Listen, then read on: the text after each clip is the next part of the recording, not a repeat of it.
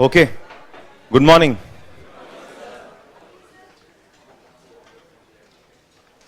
Settle down fast. Okay.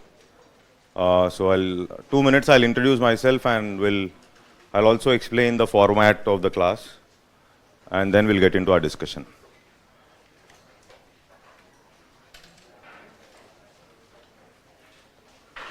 Okay. So my name is Ram Sudhir. I've done my BTech Mechanical and then I've also worked for BHEL, that is a public sector unit. Then I've done my MBA from Symbiosis, Pune, and I was also into investment banking, and I've cleared exams like RBI, Grade B, SBI, etc., all this. And I'm into civil service training since last 8 to 9 years.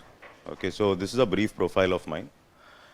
And I'll be taking mains related areas. I'll be jotting down the mains related areas, so that means, of course, it's also important for prelims, but mainly it is mains.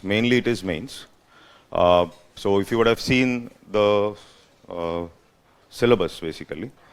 So we have these topics like, see, investment models. Okay, so we have these topics like investment models. Okay, this is also generally related to mains. Of course, 1 or 2 questions may come up in preliminary, but most importantly, it's mains. And then we have planning, then economic reforms.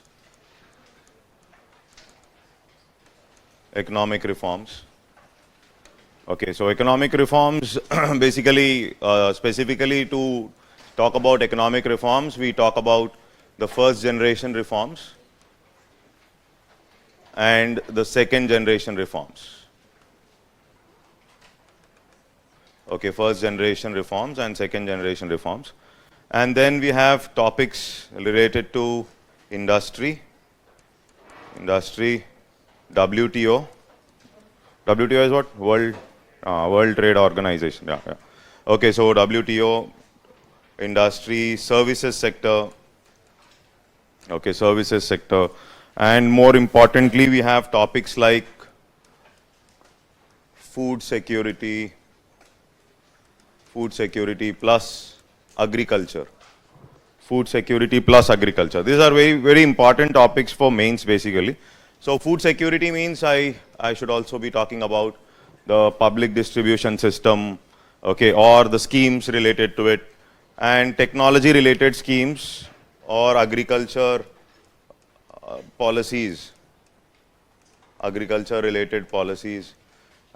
And we also have infrastructure is again mostly into mains, but 1 or 2 questions can come up in prelims also. Okay, now 2 things here. These are the topics where some amount of interlinking is needed. Okay, so that is the reason before I start the class, I'll ask you like, okay, inflation, is it over? Okay, national income, is it done? Okay, poverty. Yeah, so some topics. Is fiscal policy done? No. Budget and all. Okay. So these things like basic, because what happens is when we talk about investment, etc. So an aspect called inflation can have an effect on investment, etc. That is the reason. Or how many of you follow newspapers? Okay, fine, very good. So how do we use? These are the topics where we have to use newspaper also. For example, yesterday Madam was Nirmala Sitharaman Madam. Okay, so Madam was saying what? Inflation at US inflation is at US is at 9. Okay, and India is at, so we are okay. So we are okay or somewhat okay because US is at 9. US itself is at 9. So India is 7. So is 7 okay for India? What is our ideal? 4 plus or minus 2. That much you should know. Okay, so that is inflation is between 2 to 6 is ideal. Okay, like this. Okay, or they were saying the common aspects like vegetables, etc. You have put them into these baskets, brackets like tax brackets like 5%, etc., 12%, because of which the food inflation is on a higher side. Okay, and I think you also know that $1 is somewhere around how much now? Around 80, around 80, around 80. So that means, is it good, bad for inflation? Like this. Some areas of some basics, these things. I'll just clarify before. So unemployment, you also know about unemployment, poverty, okay, and you know about monetary policy, okay, inflation, national income. These are sufficient. These are sufficient for us to move a little forward and talk about these areas. Okay. Okay. So now, two things before I start the class. One is, I expect students to write two types of notes. One is obviously the dictation notes, which I will be dictating. And all the areas I will dictate notes, especially with respect to mains areas. All the areas like agriculture, everything I will dictate. But when we are discussing a particular topic in planning, or when I am discussing a topic in economic reforms, there could be circumstances where I may get into some reform in LPG. When I am talking about LPG, I may also talk about current account, capital account, etc. Okay, this is little away from the present topic. The present topic is economic reforms, etc., or first generation reforms. But as part of first generation reforms and second generation reforms, the complete syllabus will come. What we have done in the first generation reforms and second generation reforms is complete syllabus. That means industry we brought in reforms, taxing we brought in reforms, okay, rupee convertibility we brought in reforms, agriculture we brought in reforms. That means these reforms are something like everything is there, but we will be slightly writing notes 5 points of each. But in detail, again, I'll tell you, here in detail you will be discussing and writing notes in a different topic. So I'll be mentioning very clearly, this is a little outside our discussion, little outside the present topic. So there the expectation is this running notes has to be written in a different pen, different color. So I'm making it very clear. Two colors, one for the dictated notes, okay, dictation after every topic. Second is when we are hitting a little away from the regular topic of discussion, there will be some things where I'll go and I'll come back. I'll tell you, I'm going. Okay. I'll tell you beforehand that I'm going there. Okay. And that would be something which I've already discussed maybe. For example, fiscal policy is not over, but when we are discussing planning, everywhere you will find a word called fiscal deficit. Okay. Now I'll not derive what is fiscal deficit, etc., which will be done in the budget class. But I will explain what is fiscal deficit. You will understand what is fiscal deficit. Here I will not dictate notes for fiscal deficit because it is little away from the topic. Here the expectation is some amount of scribbling in a different color with respect to these areas has to be done. I think you got my point. And there should be a clear differentiation. Okay, this is one. And then every 2 days I'll be giving some mains questions. Mains questions would be, for example, today we talk about investment-led growth. Maybe tomorrow I'll give you some questions on investment-led growth. That will be something like from the reverse side of the book. Reverse side. The reverse side of the book, you will be noting down the questions, mains questions. And we'll also discuss the approach with respect to those mains questions after some time, not now. And when we will be brainstorming the question. There will not be dictation of answer for the question. Are you able to get? I'm making it very clear.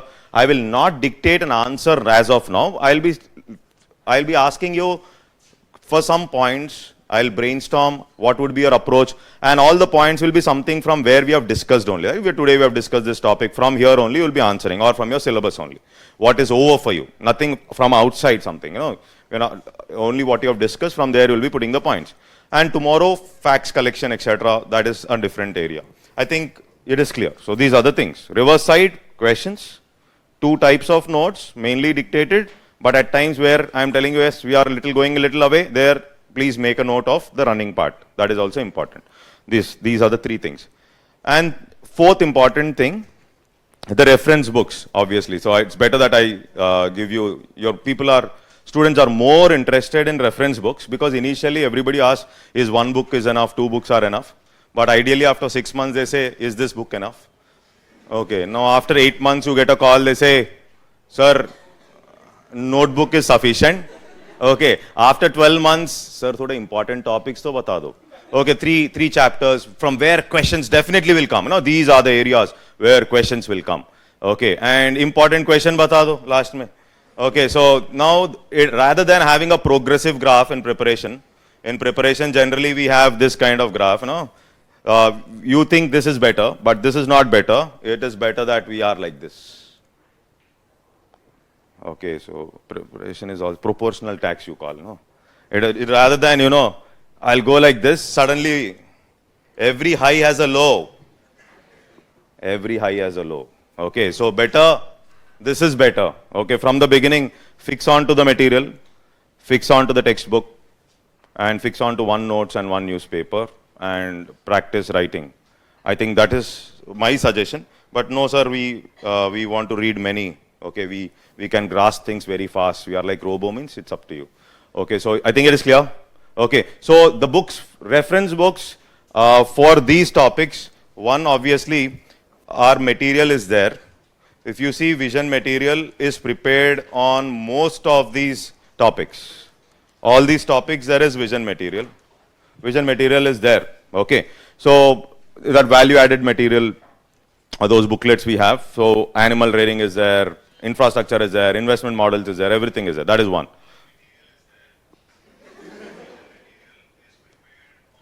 Arey, band karo. Okay. Why is it coming like? You follow both, huh? You follow both, huh? Online plus offline together. Huh? Both online plus offline. Okay. So that, and then obviously I will write in star, yes. Okay, I have to read my notes also because some effort is there also. Okay, and then see for textbooks, I don't know, already if you have purchased textbooks, then you need not buy. Okay, I don't know, like you have purchased textbooks already? No, if textbooks, if you, see, and I don't say this is the best. It is up to the student only, because I know in Delhi market there are multiple books. Okay, so my choices may be limited. I generally, I go ahead with, for prelims I generally suggest, but it's up to you. You don't like it, don't go ahead. Okay, so for prelims basically I suggest a small book called Shankar Ganesh, which is not more than 100 to 120 pages, like a guide. This is for the concepts basically. And no, you have already purchased some other book, please follow that. Okay, so this is for the, of course this is mainly for prelims, mainly for the concepts. Okay, and for mains, there is no specific book. I always think one is material is there, vision material, and collection of facts from internet, very important. So for economy, do you think facts are needed? Yes, facts are needed. I definitely say facts are needed. For example, if I say today India's case unemployment rate is very high, that is only English. English doesn't work. And if I say service sector is contributing to major chunk of GDP, what contribution? How much contribution? Okay, how much contribution? If I say FDI inflows are increasing, how much? So if I want to substantiate my answer, I definitely need some facts, and collection of facts should be there topic wise. Topic wise. What is topic wise?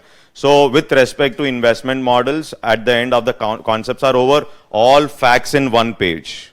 All facts in one page. Agriculture, all facts in one page. Are you able to get this? No, latest. For example, GST, all facts in one page. Latest facts in one page. So tomorrow I will not. So it is a combination of English plus economic words plus facts. That is what is general studies according to me. Okay, we'll write, how do we substantiate a particular viewpoint? Okay, is basically based on facts. So some facts, I'm not saying you'll mug up everything, but some facts, and these things will be updated over a period of time, maybe afterwards when the economic survey comes up, the next year when you're writing the exam. So then again these facts will be collected. No, specifically for mains, my reference is Niti Aayog report, which I will be including in my notes. And no sir, we will read means you read. Okay, so I want to read the Niti Aayog report synopsis. Okay, so please read the Niti Aayog report synopsis. Okay, so it gives a good hold of what is happening in every area, but not now, after some time. Okay, so there is one reference along with internet. No, if you want only a textbook, sir, I'll only read a textbook. Then my choice is Mishra and Puri, but this is huge. This is huge. Mishra and Puri is a bulky book. not just for civils, it is for the academics as well. So Mishra and Puri is a huge book. It is only optional. Optional. Only if you want to read, specifically read. And don't take facts from here.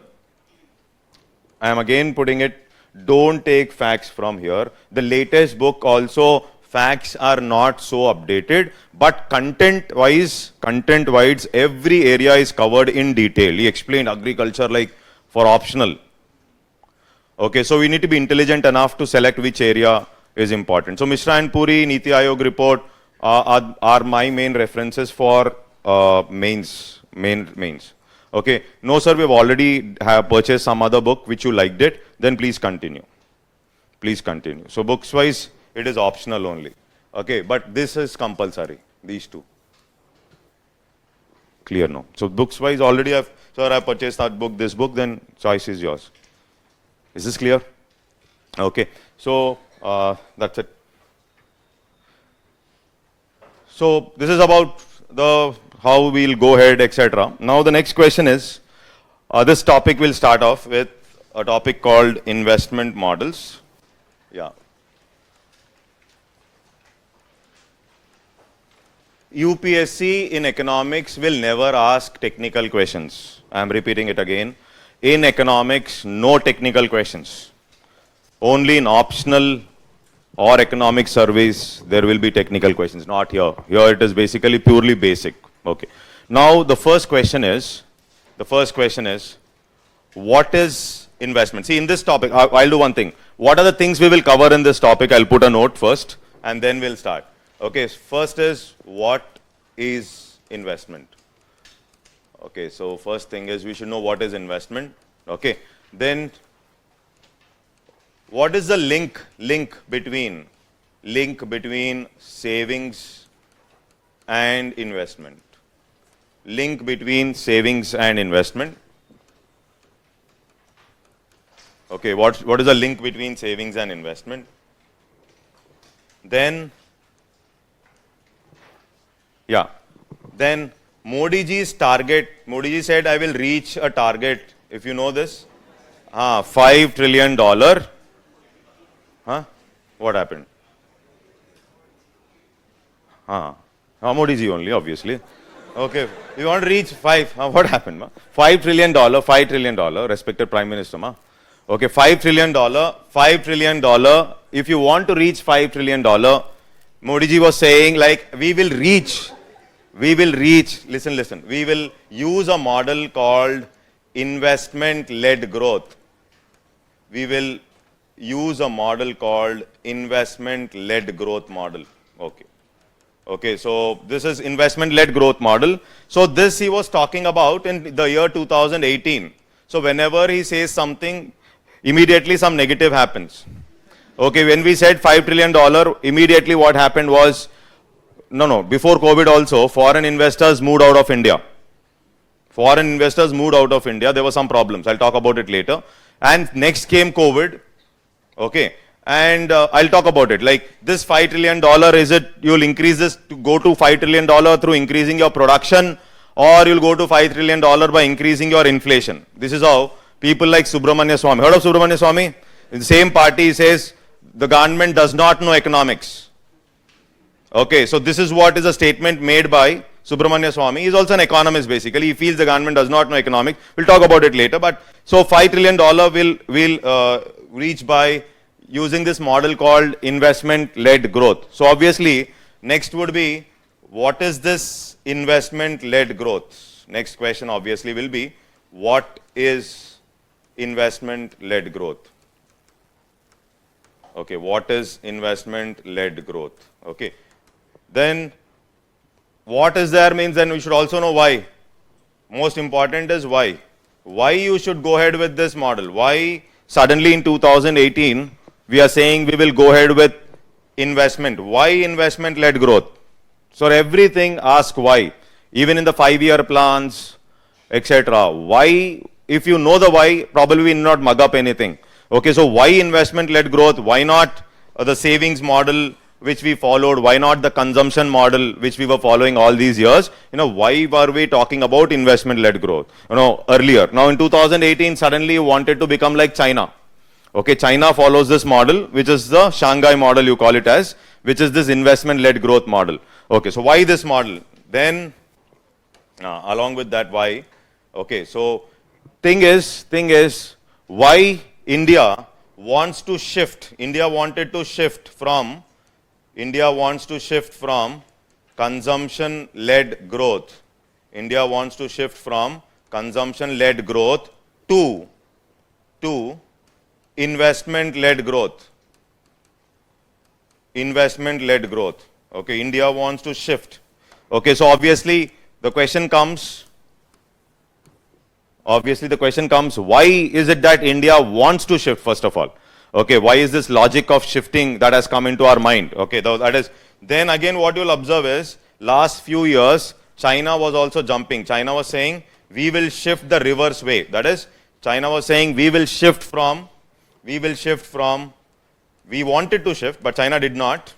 China wants to shift from investment-led growth. China wants to shift from investment-led growth to this consumption-led growth. China, this is about China. China wants to shift. So China wants to shift. So obviously we'll have to discuss why China wants to shift. Why China wants to shift from this model to this. Okay, China wanted to shift. Last 5 years it was saying we will shift. But shift has not happened. China is still with investment-led growth. China is still with investment-led growth. That is something which you should be knowing. Okay, and then there are certain models which we used in our 5-year plans, so which we should know. Why did we use that model? What was the logic? Okay, so one model is the Harrod-Domer model. Now in UPSC, nobody is going to ask specifically explain this model. But in mains, the understanding of the model will help us write a better answer. I'll tell you how also. Okay, so this Harrod-Domer model also, we used this model basically, we said we are using this model in the, we said we will use this model in the first 5-year plan. So at first 5-year plan, we said, let's go ahead with Harrod-Domer. Okay, so why the word looked good? Harrod-Domer. So something which is foreign looks good for us. So in the initial years, though we were starving on one side, on the other side, agriculture was not doing well, and still we believe that a Western model can save us. This is our fascination for English. Okay, this is our fascination for English. If you say Subramaniam model, nobody will follow.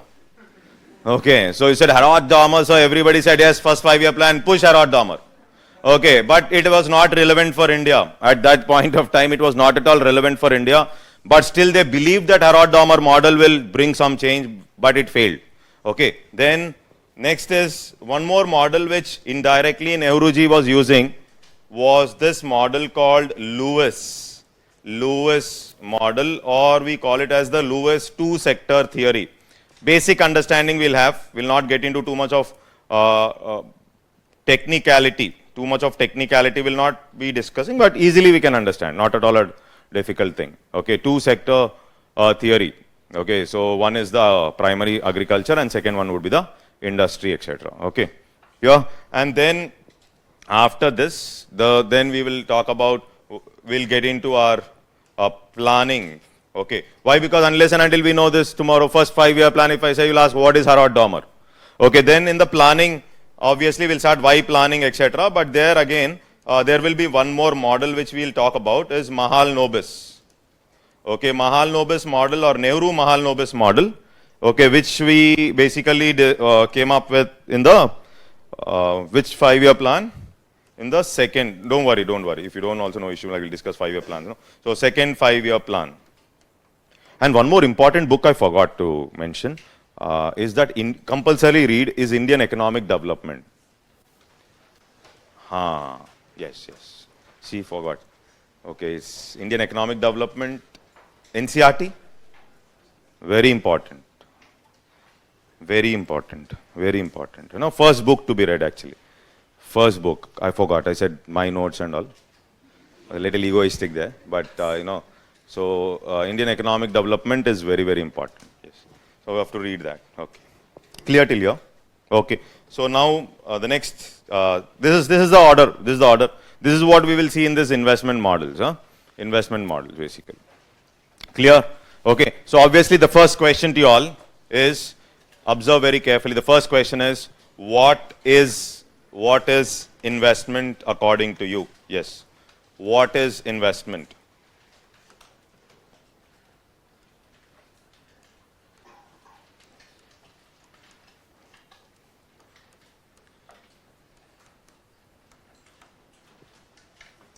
Okay. What is investment? And you'll tell me. Yeah. What is investment? Anybody? Yes.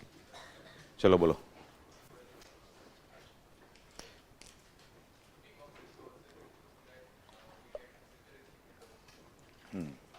Investment is about future. So the key word which I'm taking from him, he says investment will give me future results. Isn't it? Okay. Future. Yes. Then?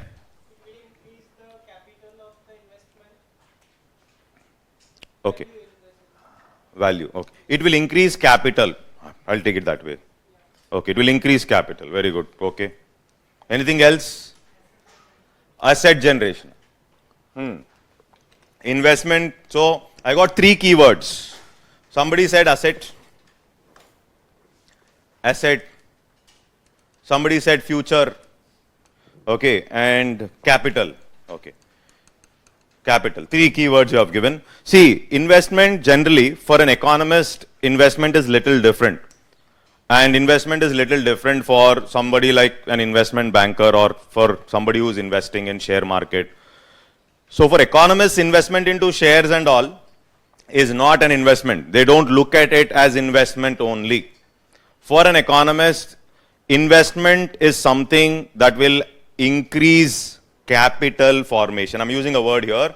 Something that will increase capital formation. Okay, now see here. Investment is something that will increase capital formation. Now, what is this capital formation?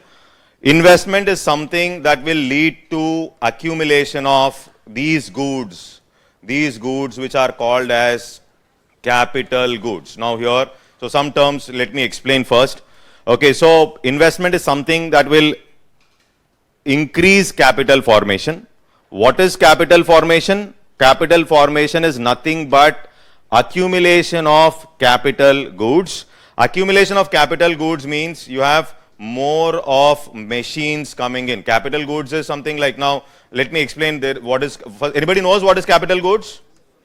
Okay, so you have more machines, etc. More machines, etc. Okay, more machines, plant and machinery. Okay, so investment you may feel cash, stock market, whatever it is. But for an economist, investment is something that leads to capital formation or accumulation of capital goods. Accumulation of capital goods. That means there can be machines. For example, there are machines. What are capital goods? First of all, capital goods are all those goods which are used for producing other goods. Capital goods are all those goods which are used for producing other goods. Everybody knows this, right? So a machine is used for producing other goods. Okay, capital goods are those goods which are used for producing other goods. Number one. Number two, capital goods, they do not change their size, shape, etc. during the process of production. I am using a machine to produce a final good. This capital good will not change its size, shape, whatever it is, during the process of production. Everybody, is that clear? Okay, but there can be some wear and tear. Forget about wear and tear, but this machine will not change its size and shape during the process of production. Accepted? Okay, now the question comes up. Can there be capital goods based on usage? Usage. For example, I can buy this digital board and use it at my place for watching movies. It is something like a consumption. I'm not using it for delivering an output. It is only for my personal use, for my entertainment. But the same digital board used by Vision IAS is able to deliver an education service. I think you got my point, is able to deliver an education service. That means a same entity called a digital board based on usage also can be differentiated, because here I'm using this board to deliver an output. Are you able to get this? What is the output? Output is an education service. Are you able to get this? Similarly, tomorrow you got a great startup idea. Okay, I think everybody, I think it is already there. Okay, so you know that in Karol Bagh or in Rajendra Nagar, students don't have time to wash their clothes. Busy no, my UPSC. Okay. So you decided, let me buy some washing machines, or let me start a Adobe kind of a store. Okay, decided, you got a startup idea. You think it is a fantastic, which can be scaled up.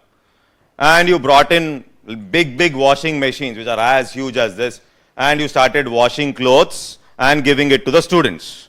Now this machine is something like delivering an output, which can also be seen as what good? Capital good. That means it is something which is leading to future output. As you have mentioned, you mentioned something like future. You have mentioned something like future, isn't it? So in layman's term, investment is something that will give me future return. In layman's, I forget about economics. If I forget about economics, what is investment? Investment is something that will give me future return, isn't it? Okay, so if you are coming up with more machines, more capital goods, it means in future, the capacity will increase or production will increase. Accepted? Earlier we were operating with 10 machines. Now you are going to operate with 100 machines. Means in future, the output or production is going to increase. Output or production is going to increase means indirectly it can also lead to increase in production, means it will lead to increase in what? GDP. You know what is GDP, right? So that means more of machines which are coming out, more of capital goods which are coming out, then automatically in future there will be more output. Earlier you were producing 1,000 products because you had 10 machines. Now you have 100 machines. Then you are producing, let's say, 1 lakh products. Are you able to get this? That means this machine increase is increasing the future production or future output, or it may increase something like your GDP. Everybody, is it clear? Okay, so the word capital good, is it clear for everybody? So before we write some notes, I'll discuss. Till here you are able to follow? Okay, now moving a little forward. In every economy, what will happen is, I cannot produce both capital and consumption goods on a similar line. That means, I'll see, for example, let's take an example and understand that it's better. Suppose there is a factory, okay. Now this factory is worth, maybe let's say the factory is worth 2 lakhs. Factory is worth 2 lakhs means this factory's machines, whatever are operating, they're worth 2 lakhs. Now this factory has produced an output. It has produced some output of 200 rupees worth. This factory has produced 200 rupees worth capital goods. Okay. And this factory has produced 800 rupees worth consumption goods. Now the thing is, first of all, who is going to buy these goods becomes important. Who is going to buy these goods becomes important in categorizing whether a good is a consumption good or whether a good is a capital good. For example, we all are, we can say, part of the population. You all decided to buy motorcycles, or you decided to buy cars, you are buying rice, you are buying wheat. Okay, all this will fall under, it will fall under what? Consumption. You are consuming. You are consuming. You are not interested in generating an output. You are not interested in using those to generate an output. Are you able to get this? Okay, but there can be some private players, companies, private players who are buying these goods. They are buying these goods, or they are buying something like machines. They are buying these goods. Why are they buying these goods? They are buying these goods for what? To generate what? To produce what? Output. To produce what? Output. Is that clear, everybody? Okay, the private player can buy these and the consumer or people like us, we are buying. We regularly consume petrol, diesel, whatever it is, and we are doing it for ourselves. We are not interested in rendering an output or something. Is that clear? Okay, but a manufacturing company can buy a machine. Okay, an institution like Vision IAS can buy some machines or digital boards, whatever it is. Why are we doing this? To generate an output. Here the service is the output, education service. There the manufacturing company, goods are the output. There's a difference. In this case, if my total output in a country is 1,000 rupees, my total GDP in a country is 1,000 rupees, it means 800 consumption goods produced, 200 capital goods produced. Then what is the investment in this case? Investment is nothing but 200 by 1,000. Out of 1,000, what is the investment? 200. It is somewhere around how much percentage? Investment percentage of GDP is how much? 20%. My investment rate. What is the investment rate? Investment rate is also measured as a percentage of what? Final output or GDP. So my investment rate in this case is how much? 20%. Are you able to get this? Investment rate is nothing but the proportion of capital goods to the total output. Again, I am making a statement here. Investment rate is nothing but the proportion of capital goods to the total output. Capital goods is how much here? 200. Total output is how much? 1,000. So investment rate of India, according to this example, is how much? 20%. Are you able to understand? Okay, clear. So this is what is investment rate. Everybody has understood? Investment. The word investment is clear. Okay. Investment rate is clear. Two, investment rate is measured as a percentage of what? GDP. Investment rate, I'm saying rate. This rate is measured as a percentage of, today I'm saying investment rate is 20% in this case. It is 20% of what is the question. So 20% of GDP because the total output is 1,000. The proportion of capital goods. What is investment according to economists? It is the proportion of capital goods to the total output. Proportion of capital goods to the total output. This is how much? 20%. Till here, is it clear? Everybody is understood. Okay, very good, Shabash. Now, next question. Next question is there any link? Next, we have understood what is investment. Then, is there any link between savings and investment? The next question is obviously, is there any link between savings and investment? Think for some time and let me know. Can I form any link between savings and investment? If once you have understood, no, what is investment is clear. Okay, so is there any link between savings and investment?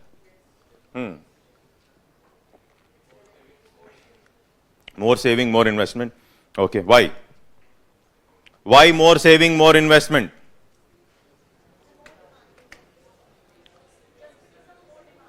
Because of more demand. Okay. Is it? Basic needs are already fulfilled. Okay.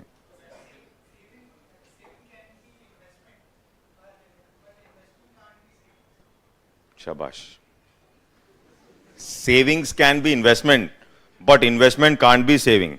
This is answering like, you know. Okay. Oh, okay. Okay. Very good. About, yeah.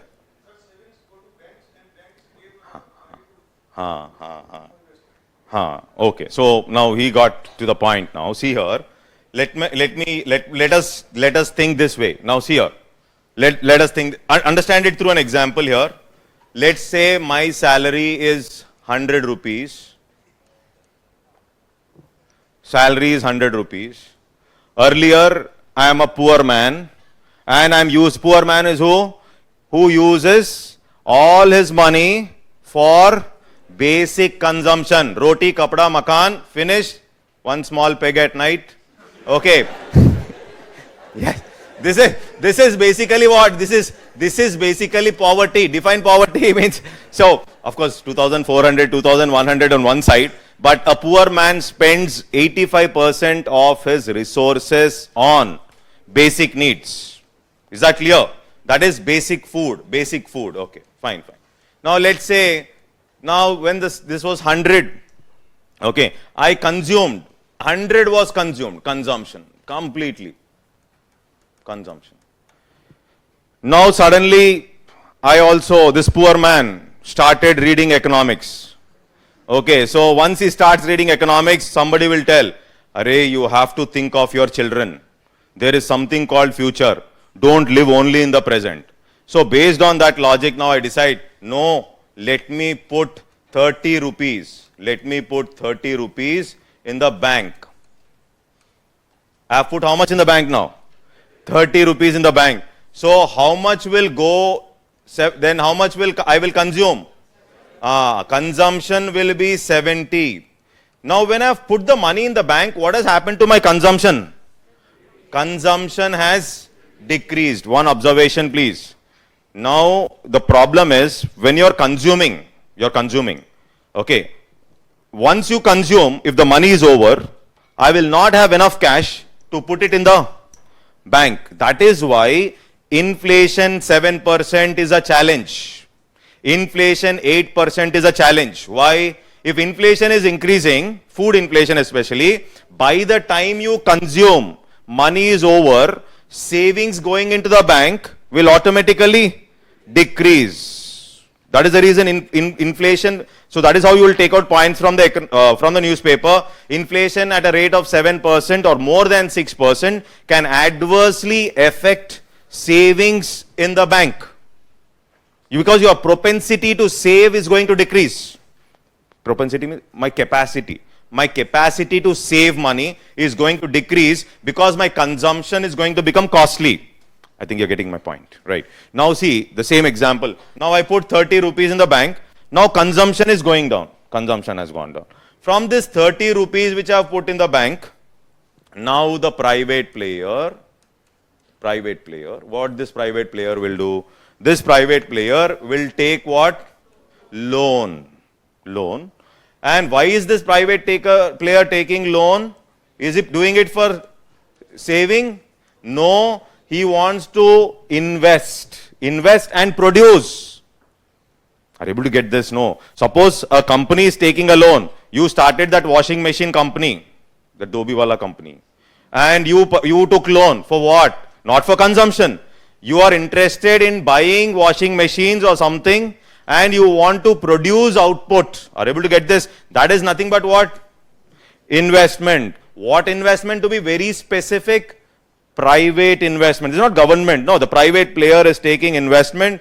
Now this private investment, he will buy what? You are buying more washing machines means you are buying more capital goods. More capital goods means in future you will wash more clothes. Yes or no? In future, you are washing clothes of only 100 students. Now you will wash clothes of 1 lakh students now. Your capacity has increased. This is called what? This is called capacity creation. Capacity creation. Capacity creation is very important. See, capacity creation is very important. That means more machines have come up. Okay. So now your output or your production is increasing, and this increased production will also increase what? My GDP in future. Are you able to? Output increase? No. Output increased, production increased, or service increased. So it will increase my GDP. Now here the word capacity creation everybody has understood.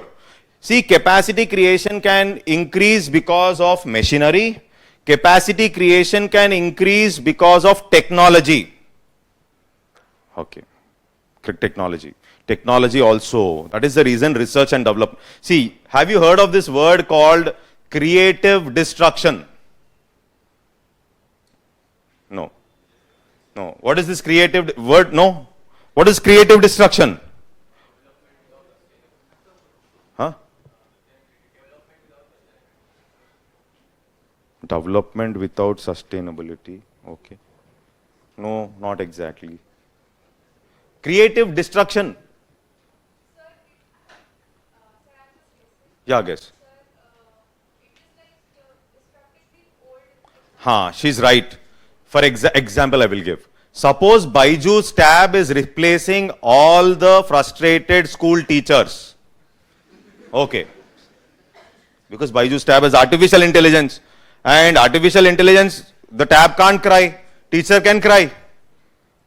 Are you able to get this? It is creative destruction. Why destruction? Teachers are losing jobs. Destruction. But creativity, this is creative destruction. Similarly, if Ola and Uber are responsible for fall in sales of cars. Ola is a service. Uber is a service. Now Ola, why to buy a car? Park it, especially parking in Delhi, so impossible. Parking is difficult. You should pay insurance. So I decide why to buy a car. I will get driver free with a Ola cab. So you decide Ola is better than something like buying new cars. That means this creative destruction called Ola, where the car can come to your doorstep, can also adversely affect the manufacturing jobs. Are you able to get this? Creativity, but destruction. Are you able to get this? Creative. Elon Musk did not come up with one more regular car. He came up with a car which is a replacement to the existing automobile sector. No engine. Of course, now he's making losses because there's no engine, spare parts and all. But no engine, no service, required multiple times, and electric cars move faster. That means it's an advancement, creativity. Because of this creativity, if automobile sector is going to die or is going to go off beat, then jobs in automobile sector is going to go off. Are you able to get my point? That means creativity, destruction. But this creative destruction is good, provided if Tesla can create more jobs. Are you able to get this point? If Byju can create more jobs, there are teachers who are losing jobs, but if they are able to create more jobs, then this creative destruction is okay in terms of generating jobs. But this is what is creative destruction. Creative destruction can also lead to capacity creation. For example, in this classroom, I can only teach to maybe 350 students. But using, that means my capacity is limited. My labor effort is limited. If I want to multiply my labor effort, it can happen only through technology. This capacity creation can expand only through technology. Online, 2000 students can also listen to the class. Effort is same. Are you able to get what I'm trying to say? Yes, getting this point. This is what is capacity creation. So more machines, more scope. And if these machines are more innovative, then the capacity creation will be higher. Are you able to sense something here? Is it going offbeat? No. Understood creative destruction. So forget about creative destruction. But what you have understood is, if I am consuming more, now observe this. If I am consuming more, 100 when I am consuming. So now if I decide to put 40 rupees in the bank, how much I will consume? Only my domestic consumption will become only 60. But here there's every chance that the loan availability for capital goods will be higher. Are you able to get this? That means more I am consuming, more is a consumption good, indirectly it is affecting my capital goods. Now this you have to understand. If I am consuming more, suppose I am consuming 80 out of 100, how much can I put? In the bank? I can only put how much in the bank? Only 20 I can put in the bank.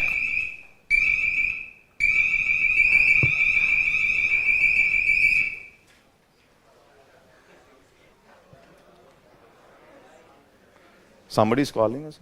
No,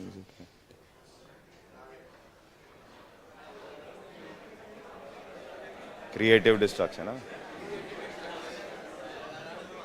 Okay.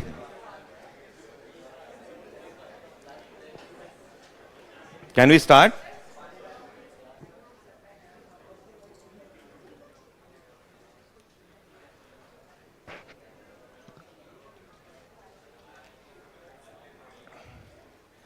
Okay. Clear? Is it clear? Okay? Not okay? Come back. So, otherwise too much of diversion. You'll forget again. I have to explain again. Okay, so now here, if this, instead of 100, 80 rupees I am consuming. How much will I put in the bank? 20. Then automatically investment or capital goods will also drop. Is this clear? Okay, so that means if consumption goods are increasing, more consumption goods, then automatically there is an impact on the capital goods. Number one, that is one observation. Okay. Second observation, more is the saving, there is more scope for investment. More is the saving, there is more scope for investment. This is also one more two observations, right? Is these observations clear?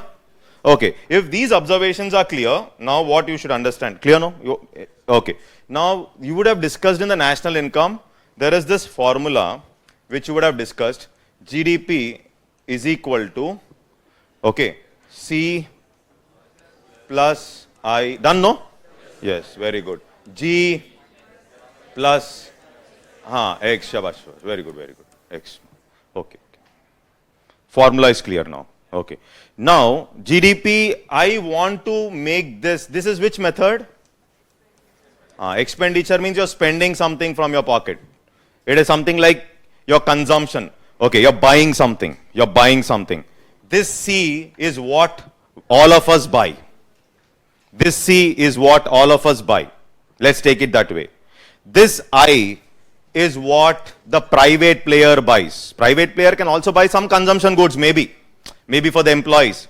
But primarily, this I is this investment, means this private player is buying what goods? The private player will generally buy what? Capital goods, because his intention is what? To produce output or to render service. Okay. Government can also buy, government can buy both. Government can buy something like, it can buy consumption goods, plus it can also buy, suppose IOCL wants to buy or something, maybe the government wants for some machines it wants to buy. So it can buy both. Then you have X. What is this X? Exports. Another 5 minutes before we write notes. Okay, till here, please don't forget the links. Now the next question is, now you know that Modi ji is saying, I will reach this target. Remember, earlier he was saying, I will reach a target of how much? $5 trillion. $5 trillion. Now this is the target, government's target. No, ambitious, it was actually not ambitious. It was not ambitious in 2018 because in 5 years we were able to double. We were 2.7 trillion that time when this target was fixed. It was not ambitious. We could have done it, but later on now, okay. Now the first question is, this $5 trillion, is it nominal GDP? Do you know what is nominal and real? Okay. Is this $5 trillion which Modi ji has targeted, is this nominal GDP or is this real GDP?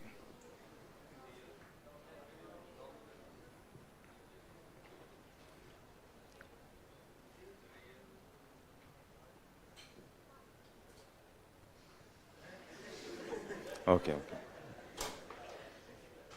Is that okay? Okay. Nominal or real GDP?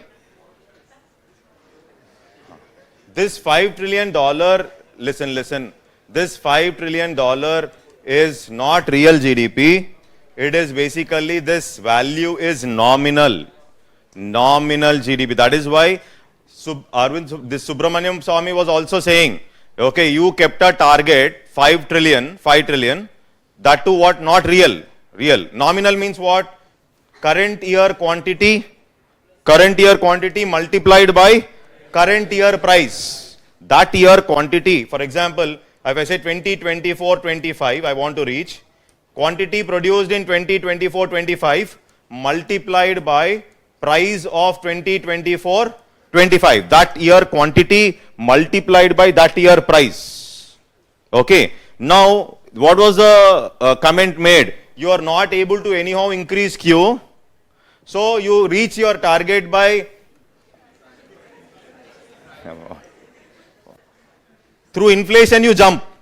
Okay, jump and increase price. Prices of oil you increase, food you increase and reach 5 trillion. This was a comment made.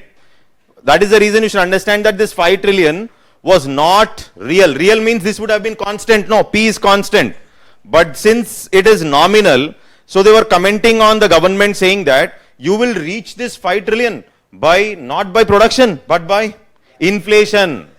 But by inflation. This was a comment made. Okay. So first of all, you should know this 5 trillion is this clear?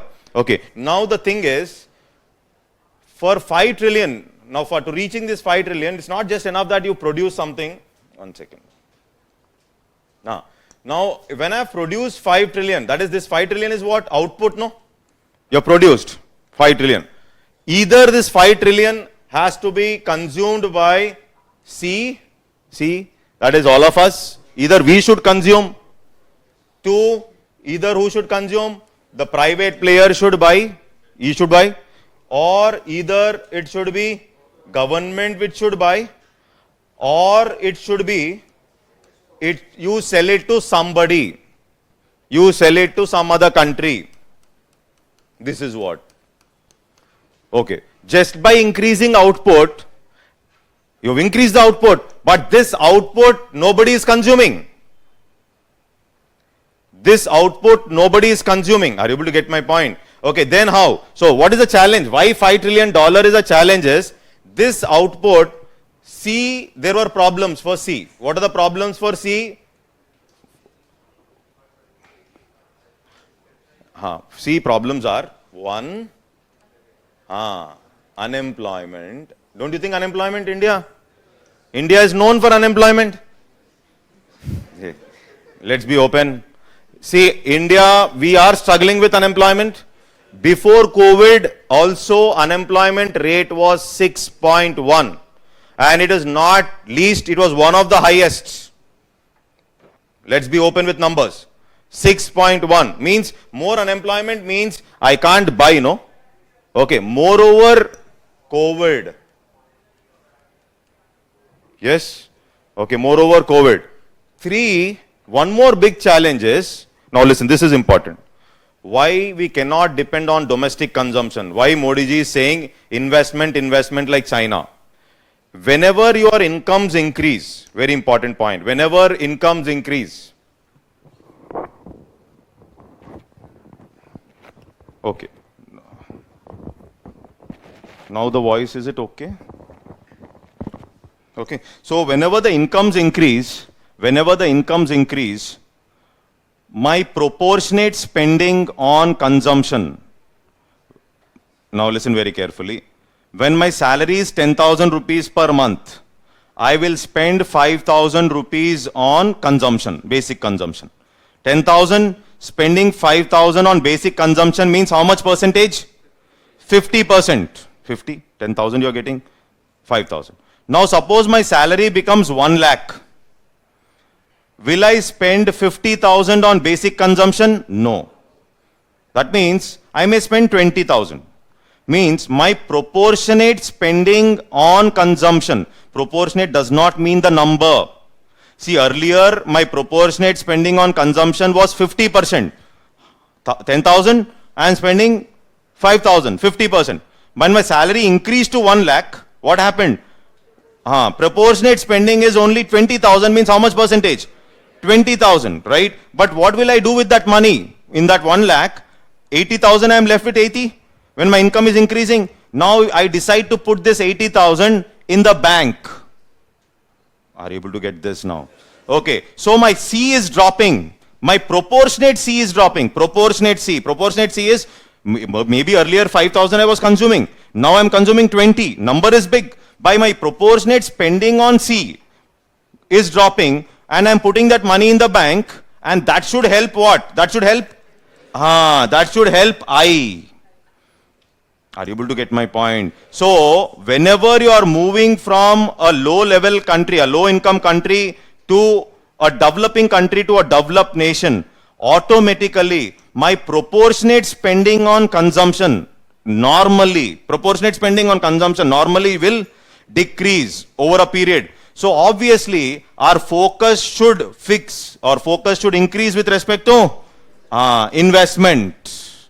That is why in 2018, before COVID also, government said to reach $5 trillion, I will not go ahead with focusing on consumption, but rather I will go ahead with focusing on what? Investment.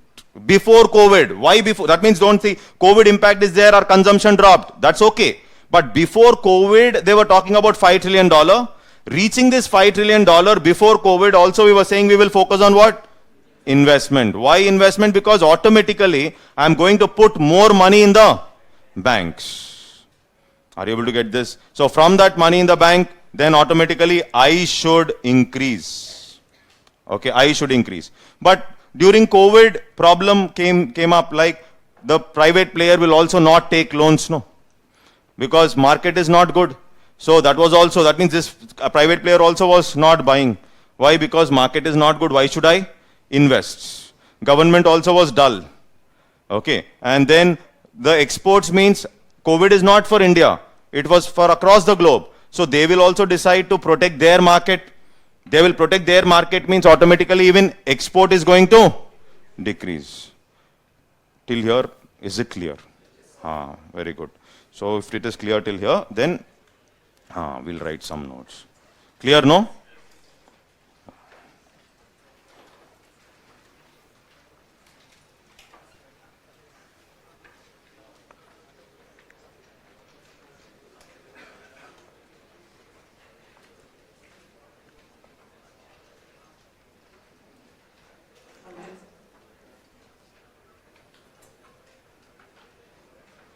Okay, fine.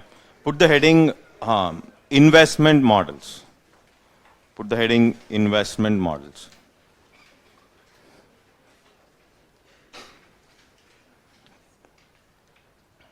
Okay, put the heading investment models. Write down investment. Investment. Okay. It is that part of the final output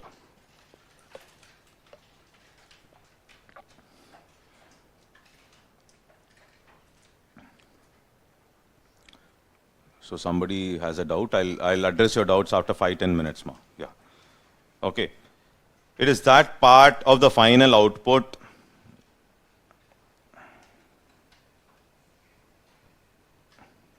which comprises of physical capital goods.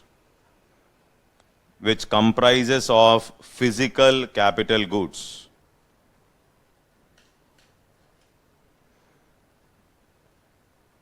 Which comprises of physical capital goods is called gross investment. Is called gross investment.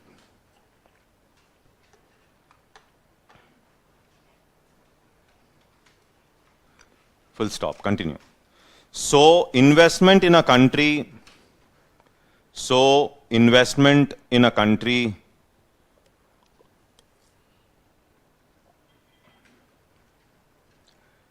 is not measured as money.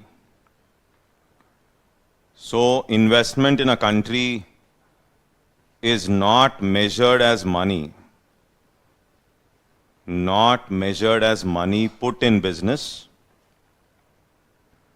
Not measured as money put in business or any economic activity. Put in business or any economic activity.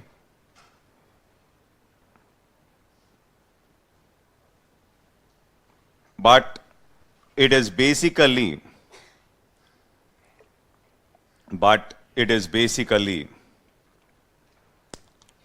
that portion of the final output, in bracket GDP,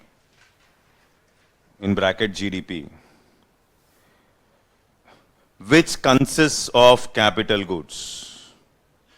Which consists of capital goods. Okay. Put this example there. Put this box. A factory. Okay. And put 200 rupees capital goods. And put 800 rupees. What goods?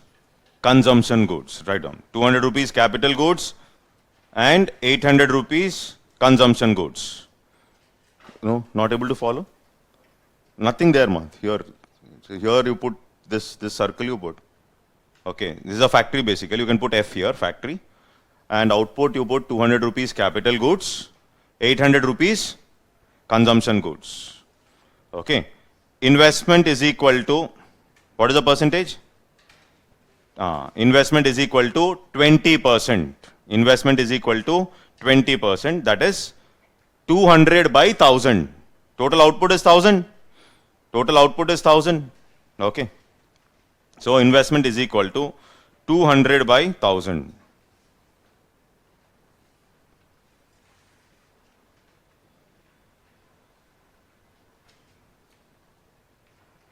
Is this clear? Okay. Understood now? Yeah. Next, put the heading types of goods. Types of goods.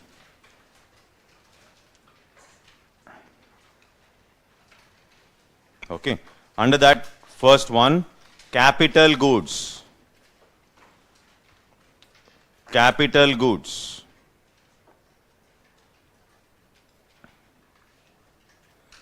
A particular good will be capital in nature.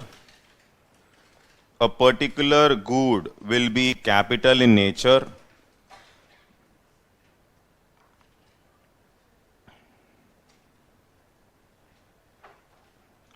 only if it possesses the following three characteristics.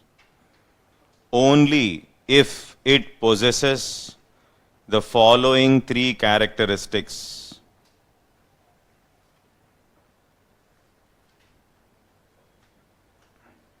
Okay, one. It is a produced durable output. Write down one. It is a produced durable output. It is a produced durable output of a man-made process. It is a produced durable output of a man-made process. 2. It again acts as an input. It again acts as an input for further production process. For further production process. Okay. 3. Third point. Is that okay? Speed is okay? Yes. Third point. While acting as input,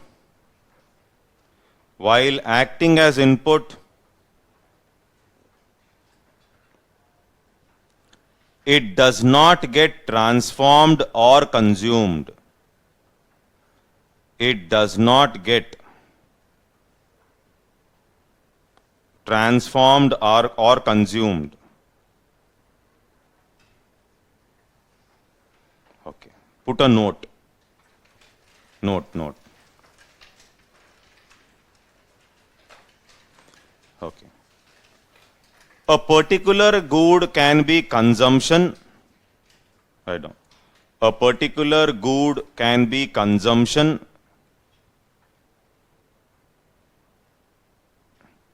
as well as capital good. As well as capital good. A particular good can be consumption as well as capital good. Example.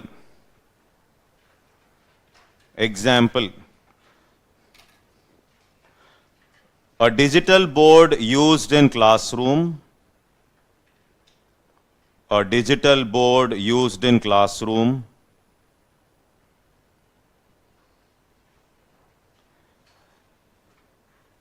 can be seen as a capital good.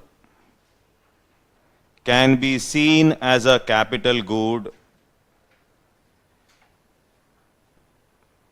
as it is used for delivering an output. As it is used for delivering an output. Delivering an output called education service. Called education service.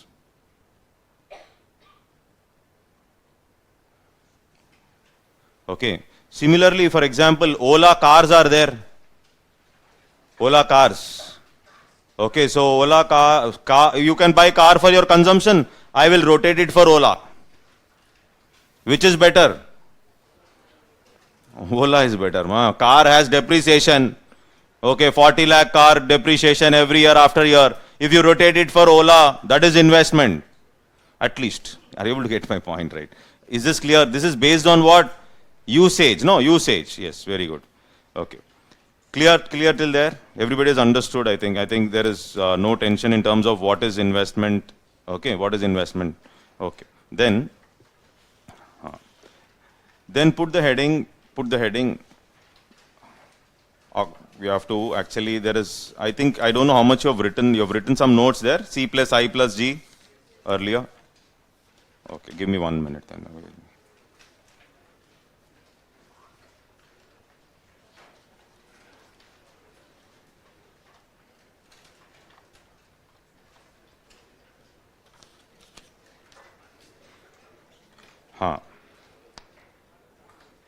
Okay. Then next, done. That is done. Then next paragraph. Write down. The term investment is different for economists. Next paragraph. The term investment is different for economists.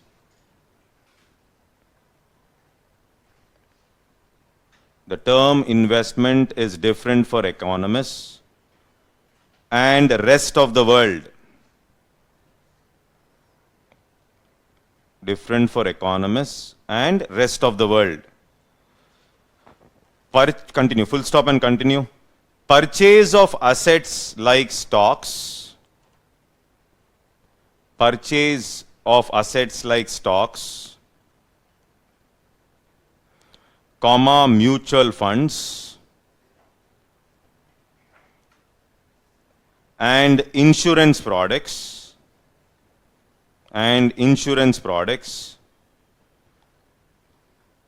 are not investments for economists, are not investment for the economists,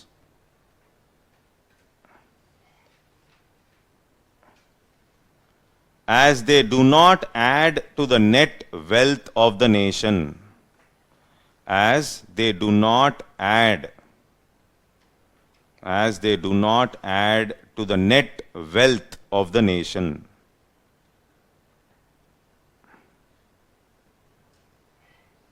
Okay. See, that is the reason. No, wait, one minute. Investment into shares. Will it be part of that I in the formula C plus I? Investment into shares, share market, will that be part of the I in that C plus I plus G? No. No. Are you able to get my point right? Investment into shares will not be part of that I in that C plus I plus G plus X minus M. Clear? Okay. So, write down. So, we have written not investment for the country. Rather, they reflect, write down. Rather, they reflect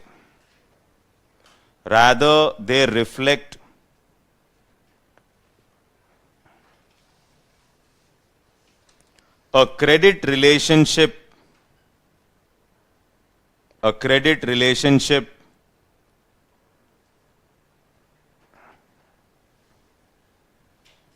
between two parties,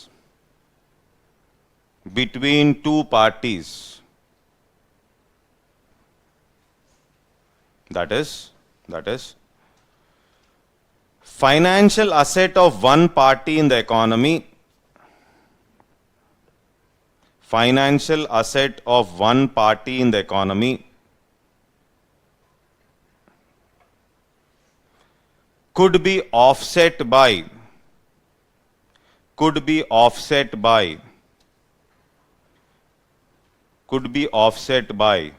financial liability of another party. Could be offset by financial liability of another party.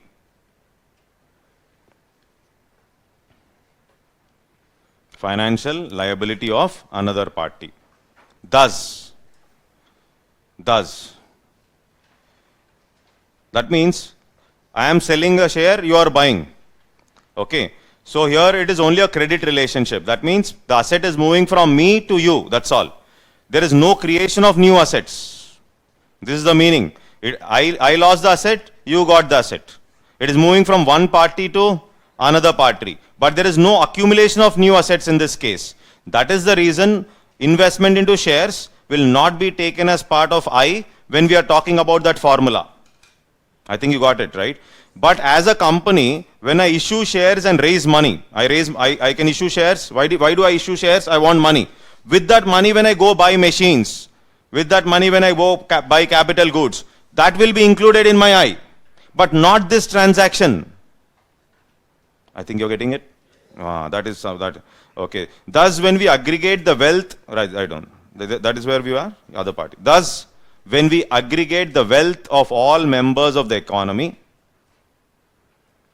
thus, when we aggregate the wealth of all members of the economy,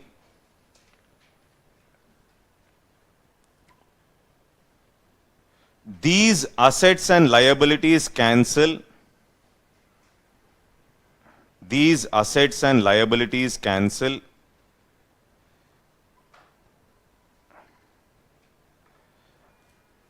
And there is no creation of new assets.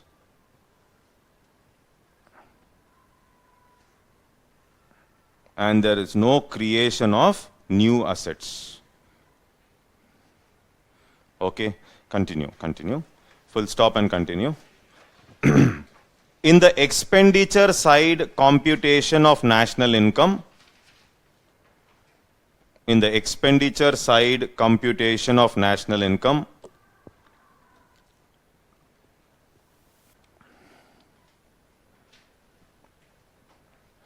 GDP is represented by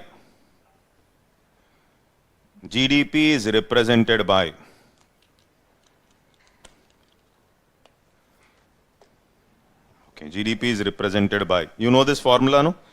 Okay, so write down GDP is equal to, GDP is represented by, that you have already done, so I'm not dictating completely, but you just write down GDP is represented by, GDP is equal to, write down C plus C plus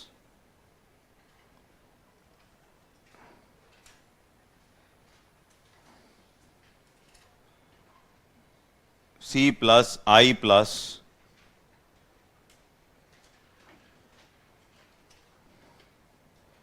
C plus I plus G plus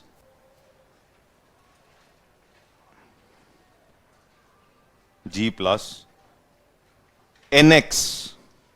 NX is nothing but net exports. NX. Net exports. Net exports means what? Export minus imports.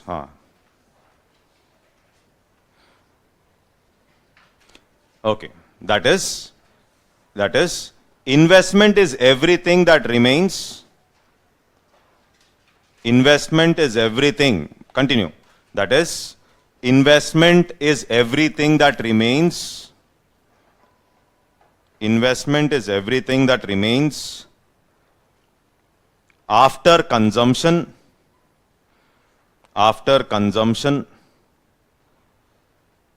Comma, government spending,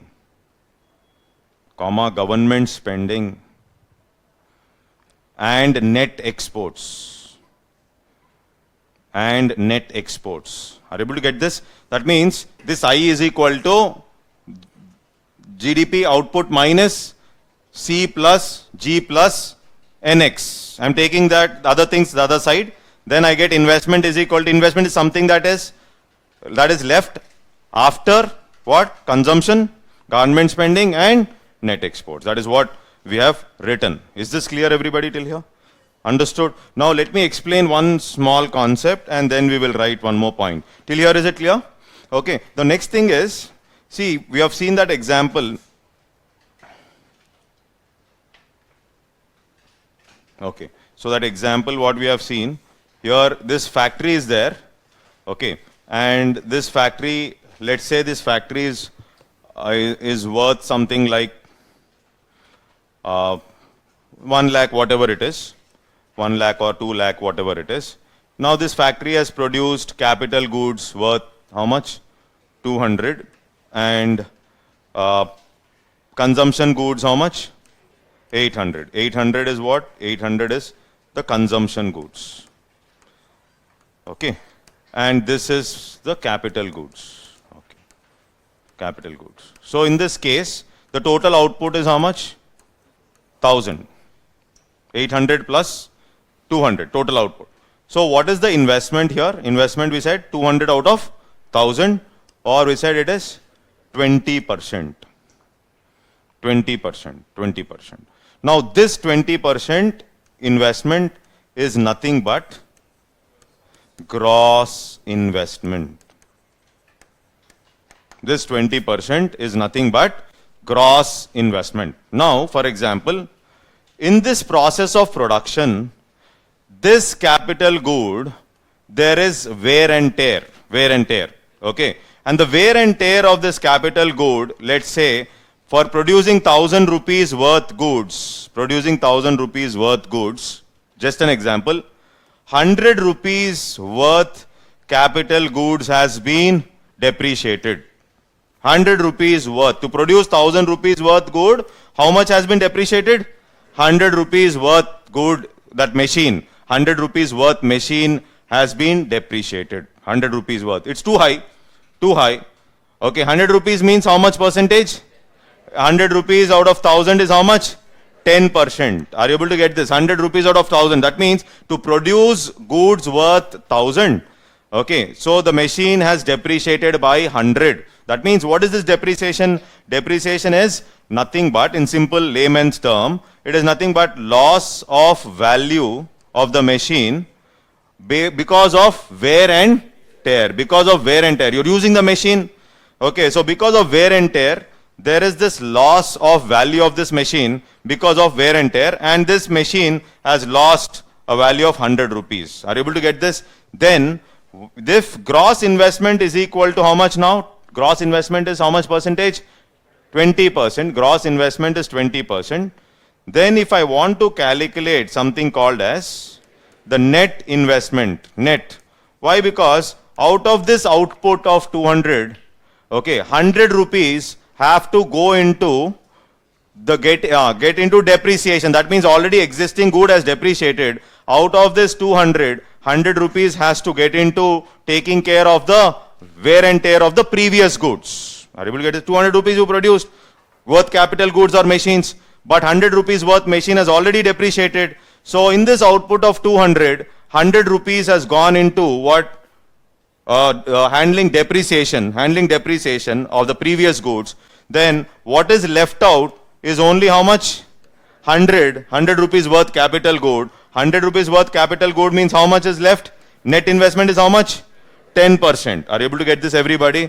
Net investment is 10%. That means what I have written here is simple formula I'll write here. I've written something like gross investment is equal to sorry, I should write net here. Okay, it's not gross. Let me write it the other way around. Okay, net investment is equal to gross investment minus depreciation. Gross investment minus depreciation. Are you able to get this? Okay, gross investment minus depreciation. So gross investment minus depreciation. So that is how much here? 10%. So gross investment is 20%. Net investment is how much? 10%. Everybody's understood this? Okay, no? Is that clear? Okay, so when you're producing an output, you're using a machine. So machine means there will be wear and tear. Okay, so that wear and tear is called as depreciation. Every object, every machine has a depreciation. See, two things here. How is depreciation calculated now? I think we have discussed depreciation. Then why again? Till here is it clear? Okay, gross and net. Okay, very good. Okay. So put the heading gross and net investment. Gross and net investment.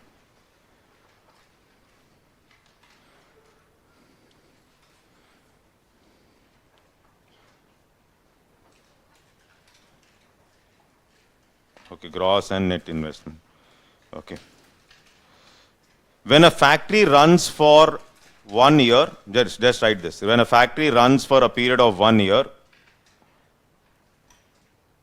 when a factory runs for a period of 1 year, there will be wear and tear. There will be wear and tear. Wear and tear, which is also called depreciation. Which is also called depreciation. In bracket,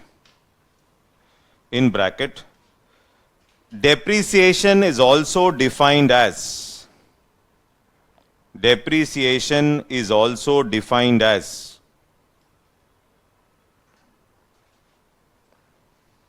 consumption of physical capital. Consumption of physical capital.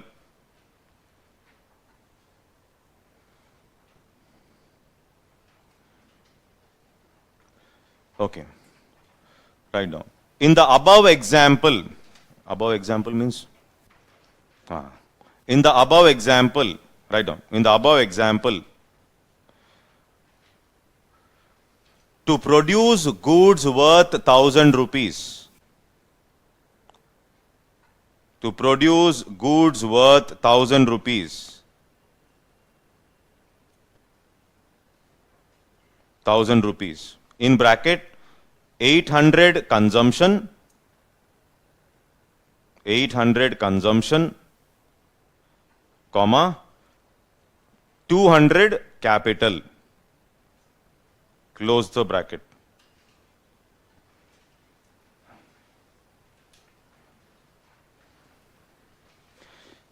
There is a wear and tear of, right?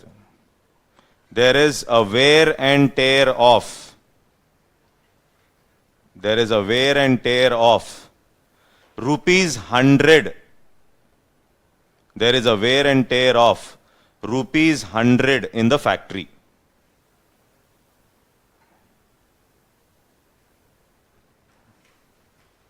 That is, there is a loss of rupees 100 of capital goods. That is, there is a loss of rupees 100 of capital goods. There is a loss of rupees 100 of capital goods in the economy. In the economy. Therefore, net production of capital goods. Therefore, net production of capital goods. Net production of capital goods. In bracket, write investment. Investment and close the bracket. Net production of capital goods in the economy. In the economy is rupees 200 minus 100. You will write like this. Is rupees bracket 200 minus 100. Is that okay? Rupees 200 minus 100. Clear? That is equal to how much? 100. 100. Right? Okay. Therefore, write down. Therefore, write down net investment is equal to. Net investment is equal to gross investment minus depreciation. Net investment is equal to gross investment minus depreciation.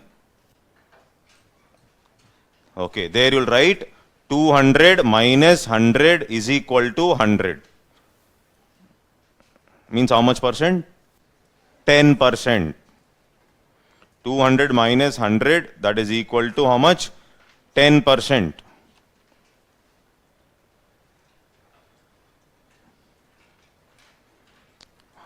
Clear? Understood? Yes, very good. I think you got some idea now. Investment is clear, no? Shabash.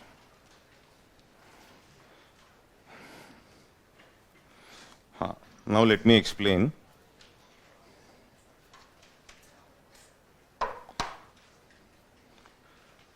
Break at 10:50. I know. Eagerly waiting. It's only 10:35. 10:45, 10:50, we'll take a break. Is that clear? Yeah.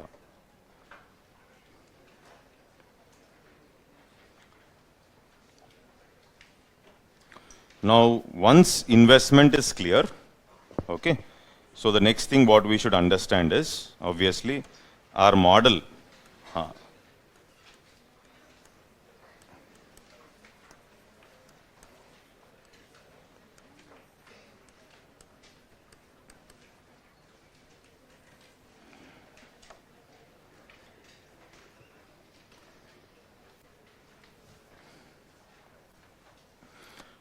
Okay, after this I will discuss like factors that will induce investment and some types of investment. But what is this investment? What is this Chinese model? Chinese model.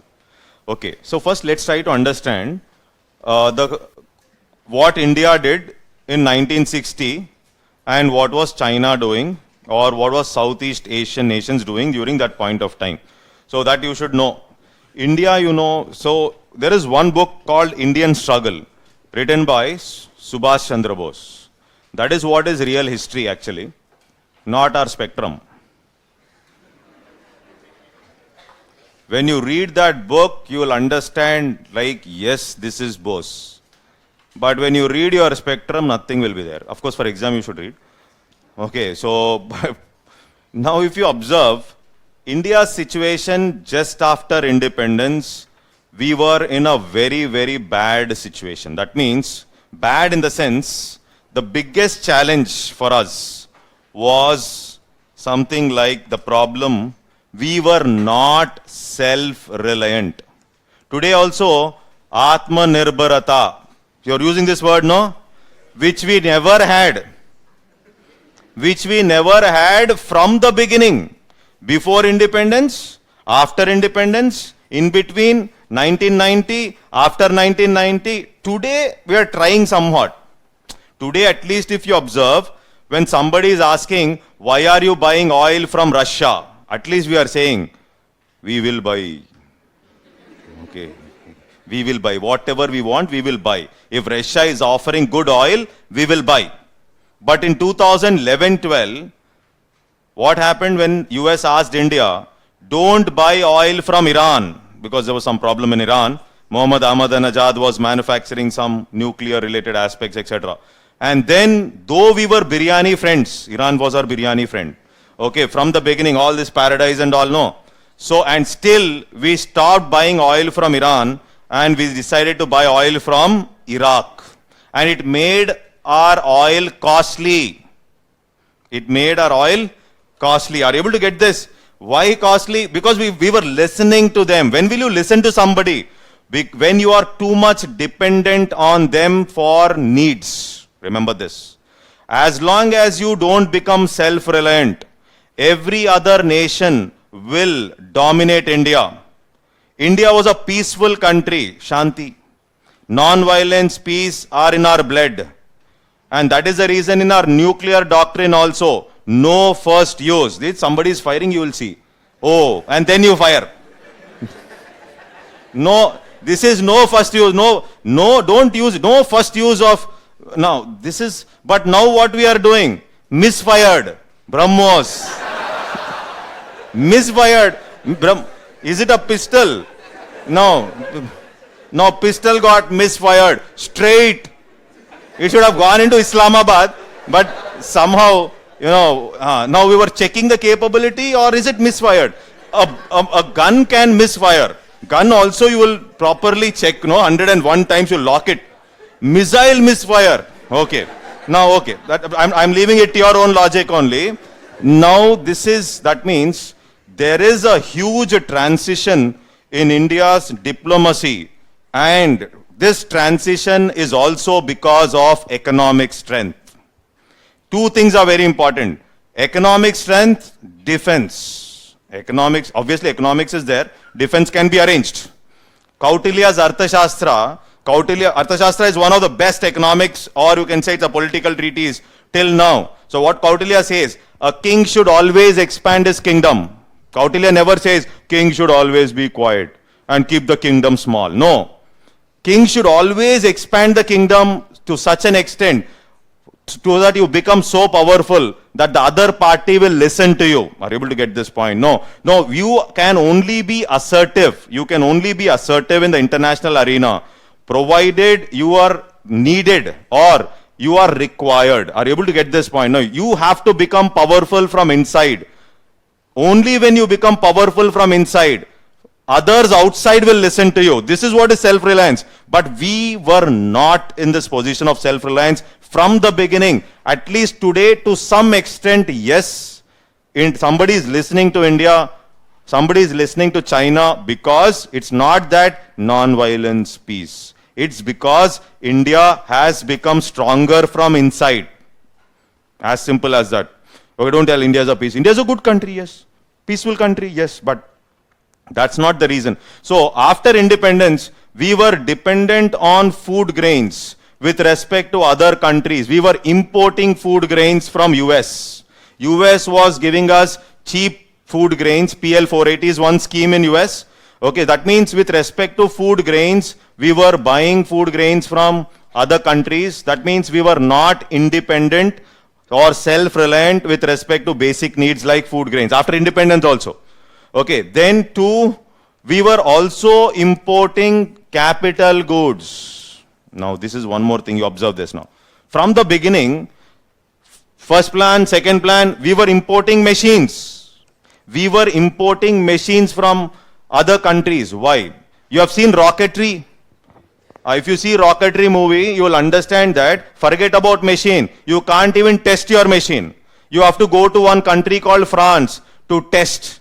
That means it clearly shows, first is you don't have machines, that's a different thing. You are buying capital goods. Why? Because see here, no machines, but you wanted machines. Nehruji said, we will focus on investment. That means you have to focus on what?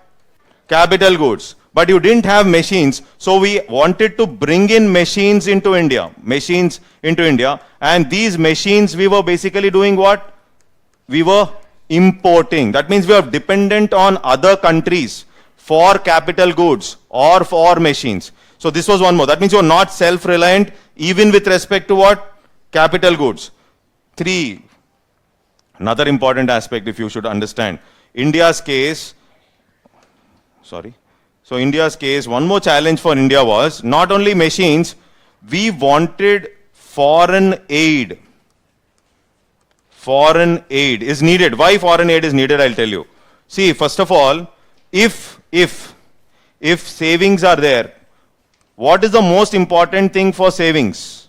Can you tell me? The most important thing for savings is what?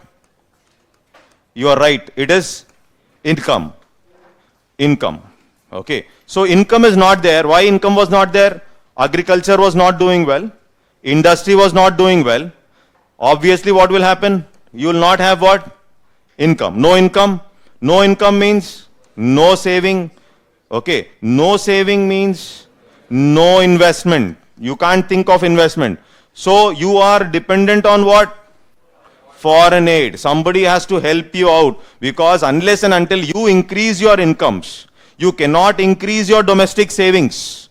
Unless we cannot increase our domestic savings, we cannot think about investment. That logic, once you have understood what is investment, no, from bank, money should come, means first of all, money should go into the bank. Bank should be there first of all. Okay, everywhere. And from banks, there should be loan and then investment. But we were more dependent on what?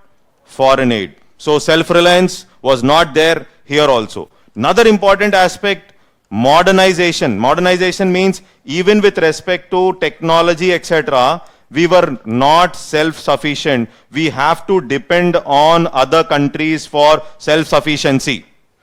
Even today, India's manufacturing, we are not so great, and we want to compete in the international market with respect to China exports and all. I can prove that. For example, name some Indian mobile phones.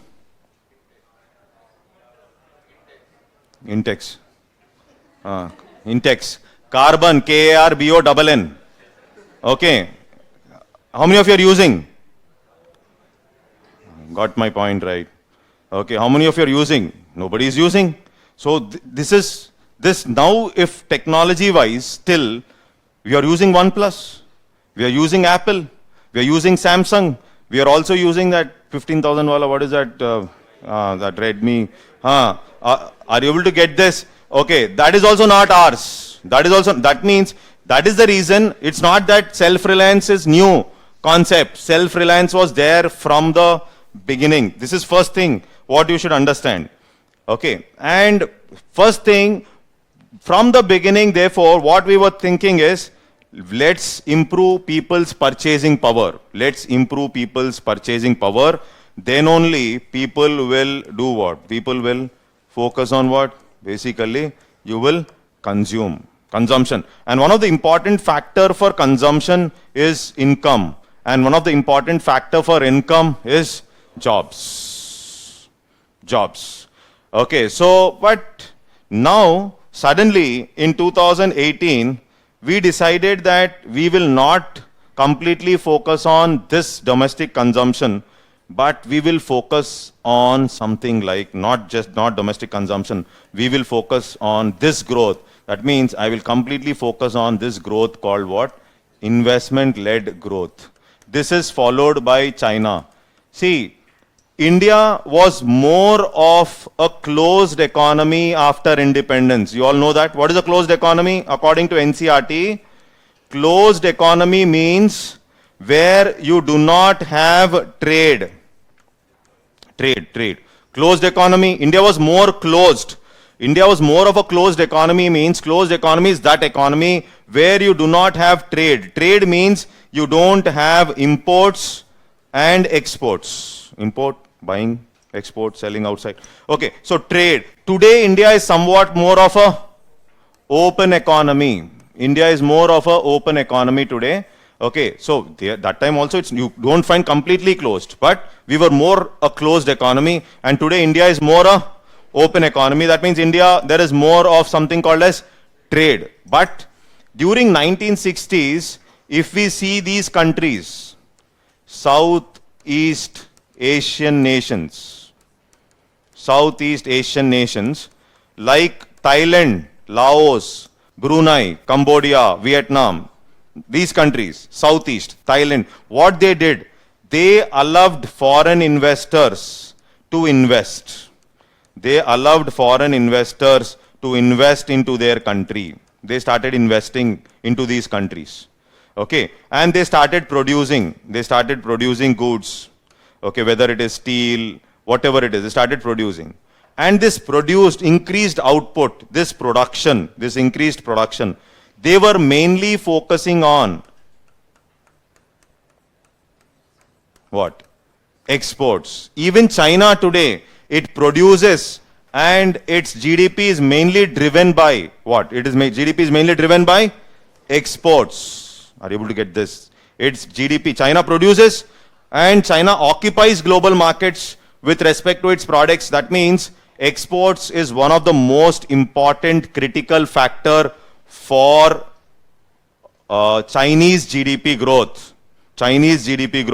Now, we also want to implement this model, means we also have to focus on what? Exports. We also have to focus on what? Exports. That is first thing. Are you able to get this? The Southeast Asian nations have done it long ago. That is in 1960-70. China opened up in 90s, 80s itself. India was forced to open up its market in 1990. Forced. I'll talk about it later. We'll discuss that. But I think you're getting my point. Okay. So there is a shift. There is a shift in our strategy also. Now we want to become like one more China. This is what there was some, there were some people who were saying, Modi ji, your thinking pattern is a little wrong. Raghuram Rajan was saying, Modi ji, you were thinking about make in India. What is make in India? Make the product in India, and you are thinking of export, selling it abroad. But Raghuram Rajan was saying, So Raghuram Rajan was saying, make for India. Don't try to become one more China at the wrong time. Timing is also important. So you are trying to become China at the wrong time when it is not needed, when it is not appropriate. Maybe this is also one discussion that is going on. That means India, you cannot think of exports right now. You cannot think like China. China has done it long back. Now you want to become another China. No, why don't you think of domestic consumption? Domestic consumption means you have huge domestic demand. Why don't you cater your goods to them? Why do you want to think and become like China? This was a question that was posed. Export. Like China is good in exports. China always thinks of exports. Okay. Is this clear till here, everybody? Okay. And now for understanding it in a better detail, I think in national income, one second, there's some. In national income, you would have discussed this circular flow of income. Remember? Circular flow of income, you know? So I'll do it very fast, but I'll add something there. Okay, circular flow of income, you will find one firm, yes? One firm is there, and you have one household. Yes, this is circular flow of income. Now this is, and some assumptions we make, no, it is something like closed. Okay, closed. That means trade we are not taking, and government is also not there initially. That is, I am not paying taxes. No financial sector initially, but I'll add bank later. Now see here, very important, very important. Here, whatever, so firm means firm needs, just firm cannot exist unless and until we have factors of production.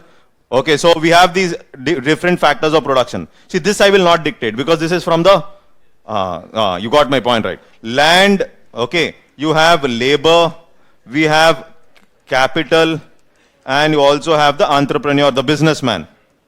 Okay. Firm means firm will exist only if you have these. Firm, any firm exists only if you have these. Okay. Now, since there is only one household, all these factor services are coming from this household only. All factor services are coming from this household. Okay. And therefore, here, and let's say this firm is producing some ice creams. This firm is producing ice creams worth 100 rupees. This firm is producing some ice creams worth 100 rupees. Okay, 100 rupees. And all these ice creams are consumed by, all these ice creams are consumed by this household only. Okay. And therefore, this household is going to spend money in consuming, okay, expenditure, whatever money it is spending, this household is going to spend money in buying these ice creams. And for the factor services which they are rendering, there are factor payments that are given to this firm. Okay, for land, maybe the rent, you know this, right? Rent, labor will be given something like wages, capital, interest, plus profit. Are you able to get this? Okay, now the thing is, here, okay, 100 rupees. Now I'm not interested in this. This is basically consumption. This is basically consumption. Now what is happening is, let's say there is this household, instead of deciding 100 rupees it is buying, 100 rupees it is buying, now this household decides, no, let me put some 40 rupees in the bank. Now I'm introducing a financial sector in this. 40 rupees this firm has decided to put, not firm, sorry, 40 rupees these households have decided to put it in the bank. That means now this household will consume how much? This household will only consume what? 60 rupees. That means slowly what is happening to consumption? Consumption is dropping. Now remove these barriers, closed, etc. Let's take there are multiple firms and multiple households. Okay, as and when these households are putting the money in the bank, what is happening is their consumption, the same example what we discussed, their consumption is dropping. But from this 40 rupees, as we have discussed earlier, loans are taken by the private player, these firms, private player. And this fellow comes up with more ice cream machines. This fellow comes up with more ice cream machines now. Okay, instead of one ice cream machine, now you will have 10 ice cream machines. But on the other side, what is happening to the consumption in India? Consumption is dropping. Consumption is dropping, but ice cream machines are increasing. Ice cream machines are increasing. Ice cream machines are increasing means in future, there will be less ice creams or more ice creams in the market? More ice creams in the market. In future, there will be more ice creams in the market. Now, this increased number of ice creams, but domestic consumption, what is happening? It is decreasing. So, this increased number of ice creams, I cannot just sell it to the domestic market. This is what Modi ji is saying. This increased number of ice creams, I cannot just sell it to the domestic market. So, this increased ice creams, I will try to export. I will try to export. This is what is Chinese model. China also comes up with more machines, more capital goods, more production, increased output. They were selling it to other countries in the form of exports. That means to reach, so government was saying, here if you see, to reach $5 trillion target, okay, which was a target, to reach this $5 trillion, two things become very important in this investment-led growth. Investment-led growth. One, here, what is this? Private investment. Two things become very important. One is private investment, number one. Two, along with private investment, second important aspect that becomes very important is what? Export. Along with private investment, another important aspect that becomes very important is export. That means you cannot think of investment-led growth model without what? Without focusing on exports. This is what is Chinese model. So Raghuram Rajan says, now they are not ready to buy your products. Don't try to become China. Are you able to get this? No. So why don't you make for India? You're producing, you want to be like China now. This increased ice creams, you want to export. But government's logic is, as and when country is growing, this is happening. Over a period, this consumption is going to drop. And when there are more ice creams in the market, these ice creams, I have to somehow focus on what? Export. So this is what is this $5 trillion, the two important components, multiple components were given by madam earlier. Out of multiple components, two important things for reaching the target is, one is this private investment into machines, and second one is what? Exports. And their logic is, when there are more factories coming up, more factories are going to come up here, more capital goods, more factories means more employment will also be generated through this model. More employment will generated through this model, because more factories means more jobs. Don't think machine will replace jobs. Their logic is, earlier problem was what? One machine will replace 5 labor. Now what they are saying, more factories are coming means you will have more jobs. More jobs are there which is needed, because you have to use the demographic dividend. You want to reap it, you have to reap it right away. And therefore government's logic is, since we have to create more jobs by 2030, 2040, we have to shift to this model. We cannot stay with consumption. Are you able to get this? We cannot stay with consumption because jobs are the biggest priority now. Jobs are the biggest priority. Why jobs are the biggest priority? Tomorrow there will be social unrest. Young population without jobs. Okay, there will be social unrest, and there is going to be artificial intelligence also. Artificial intelligence is going to be a disaster if you are not adapting to it. Remember this. Why? Almost most of the jobs will get replaced in India and China. See, if we take US and India, or US, compare US with India, jobs in India will be replaced more through artificial intelligence than jobs in US. There are two types of jobs. Some jobs require thinking skills. Some jobs require doing skills.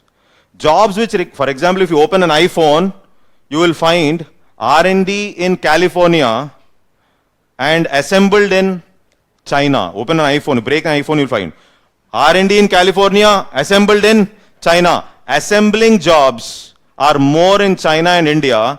These are jobs which can be done by Rajnikant. Robo.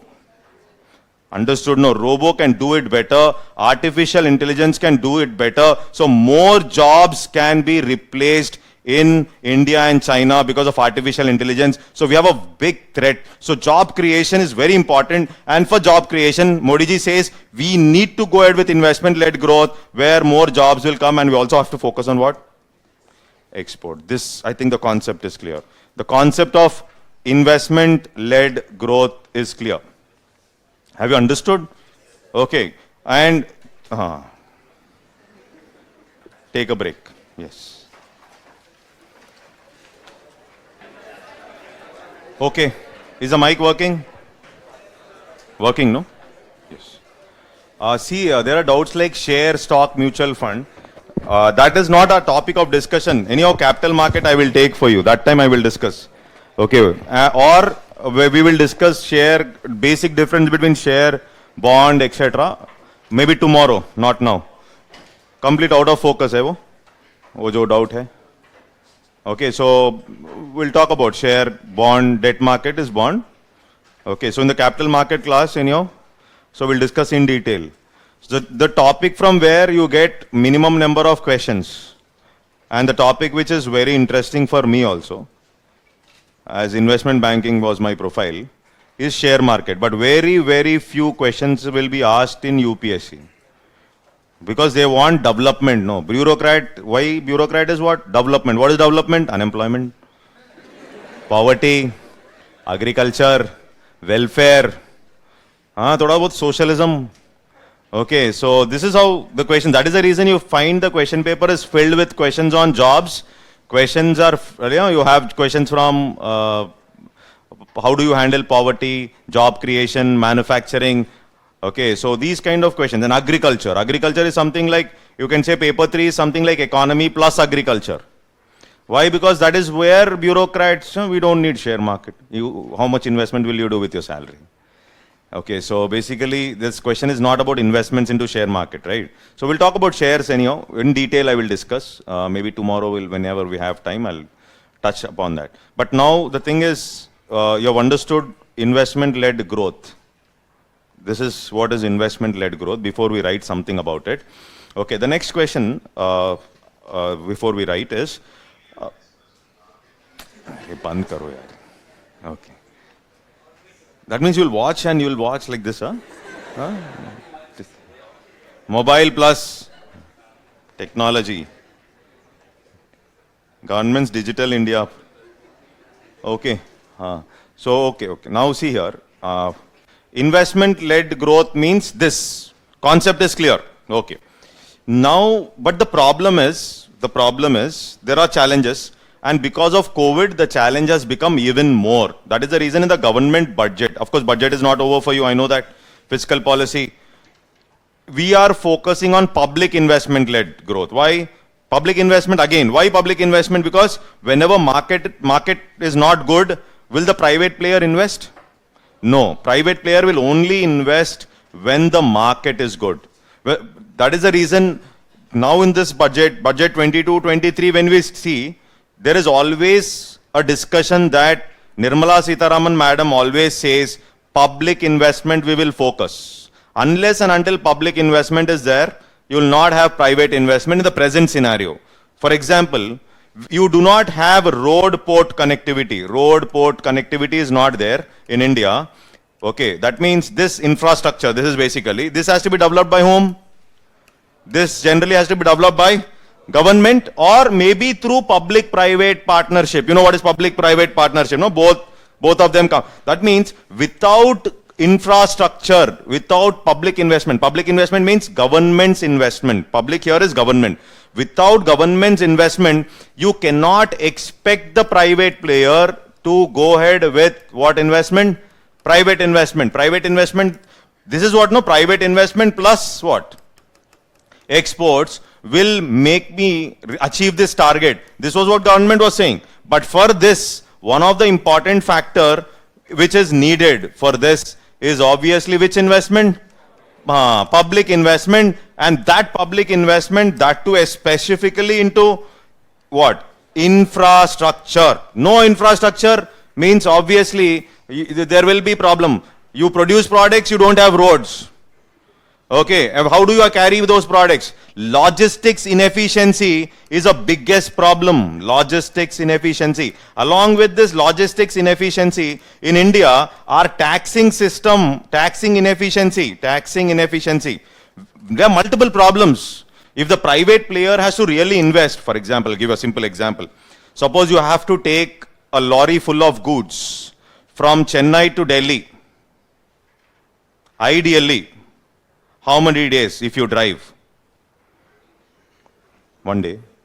Lorry, not Ferrari, lorry. क्या एक दिन में लेके जाओगे? One day. What are you thinking? Huh? Okay, think properly and say ideally how many days it should take. 4 days ideally. Sleep properly, drive properly. 4 days. But in India, it used to take, before GST, it used to take 14 days. 12 to 14 days. Fantastic logistics experience. Why? Every state check post, there will be lorries in queue and the officers will be signing nuclear deals. Okay, 4.5 hours. Within 4.5 hours you're waiting. Another half an hour. Another check post will come. Another state again.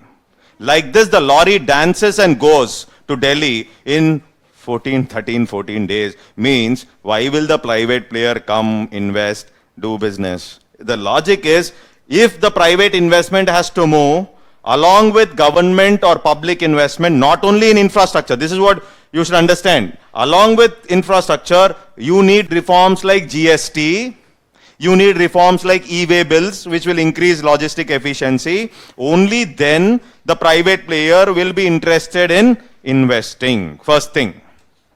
Are you able to get this? Otherwise, why will they invest? I think you got my point. No, so nobody will invest to make losses. Everybody will invest to make profits. Because that is private. Private primary objective is profit. There's no question of welfare discussion there. For government, to some extent, it's a combination of welfare plus profit. For government also profit becomes important. Otherwise, what will happen? Air India. You say welfare, chalo de do sab. Okay, so then what happened? Air India, what were we doing? Are you able to get my point? No, in the era of efficiency, there's no question that government cannot, government also has to be efficient.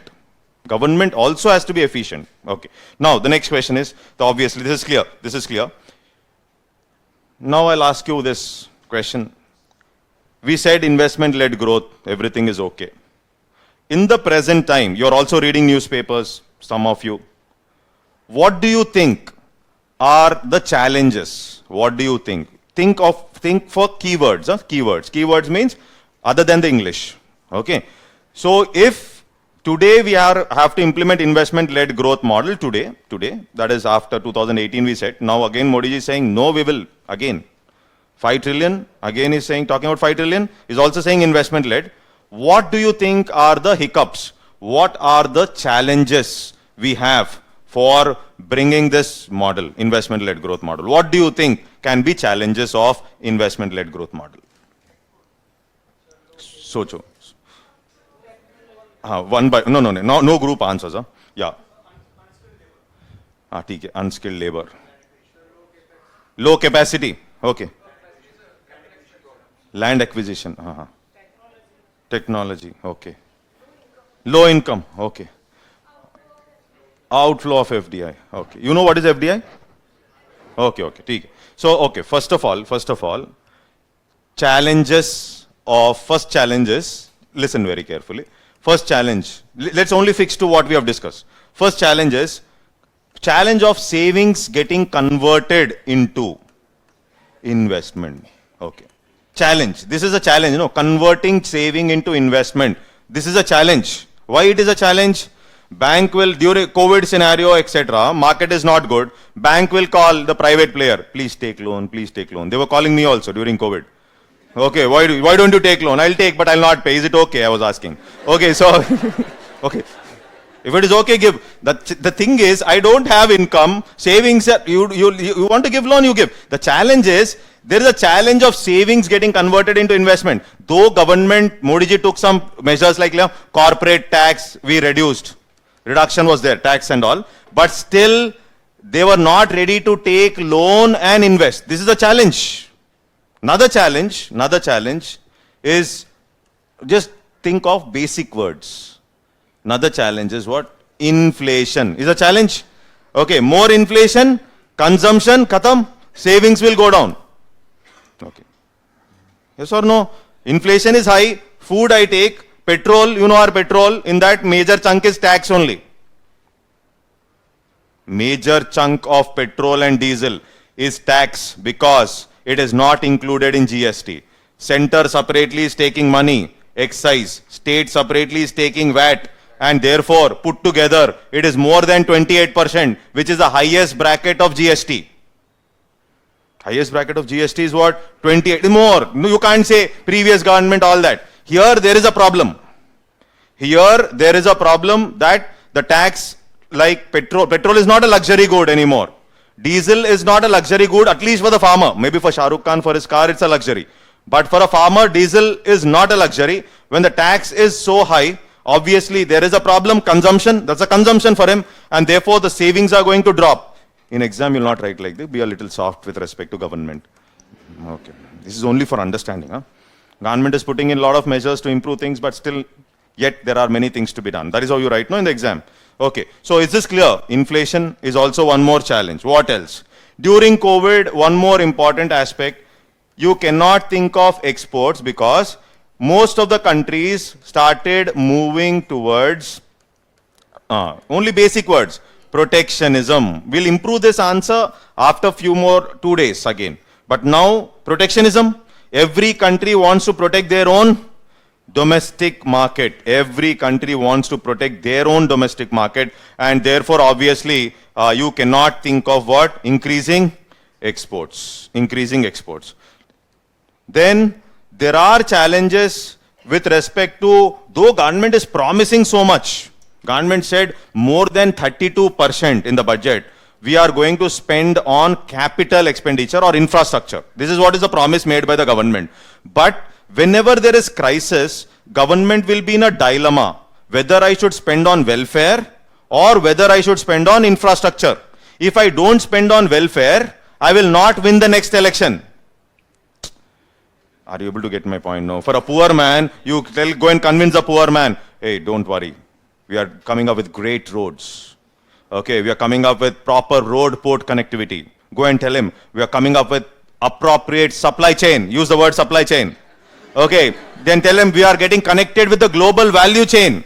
Now they are least bothered. They are only interested what is the price of petrol, what is the price of food, what is the price of medicines. This is what is important. So therefore, it becomes a challenge for government whether I should spend my limited resources on building infrastructure or whether I should be spending on what?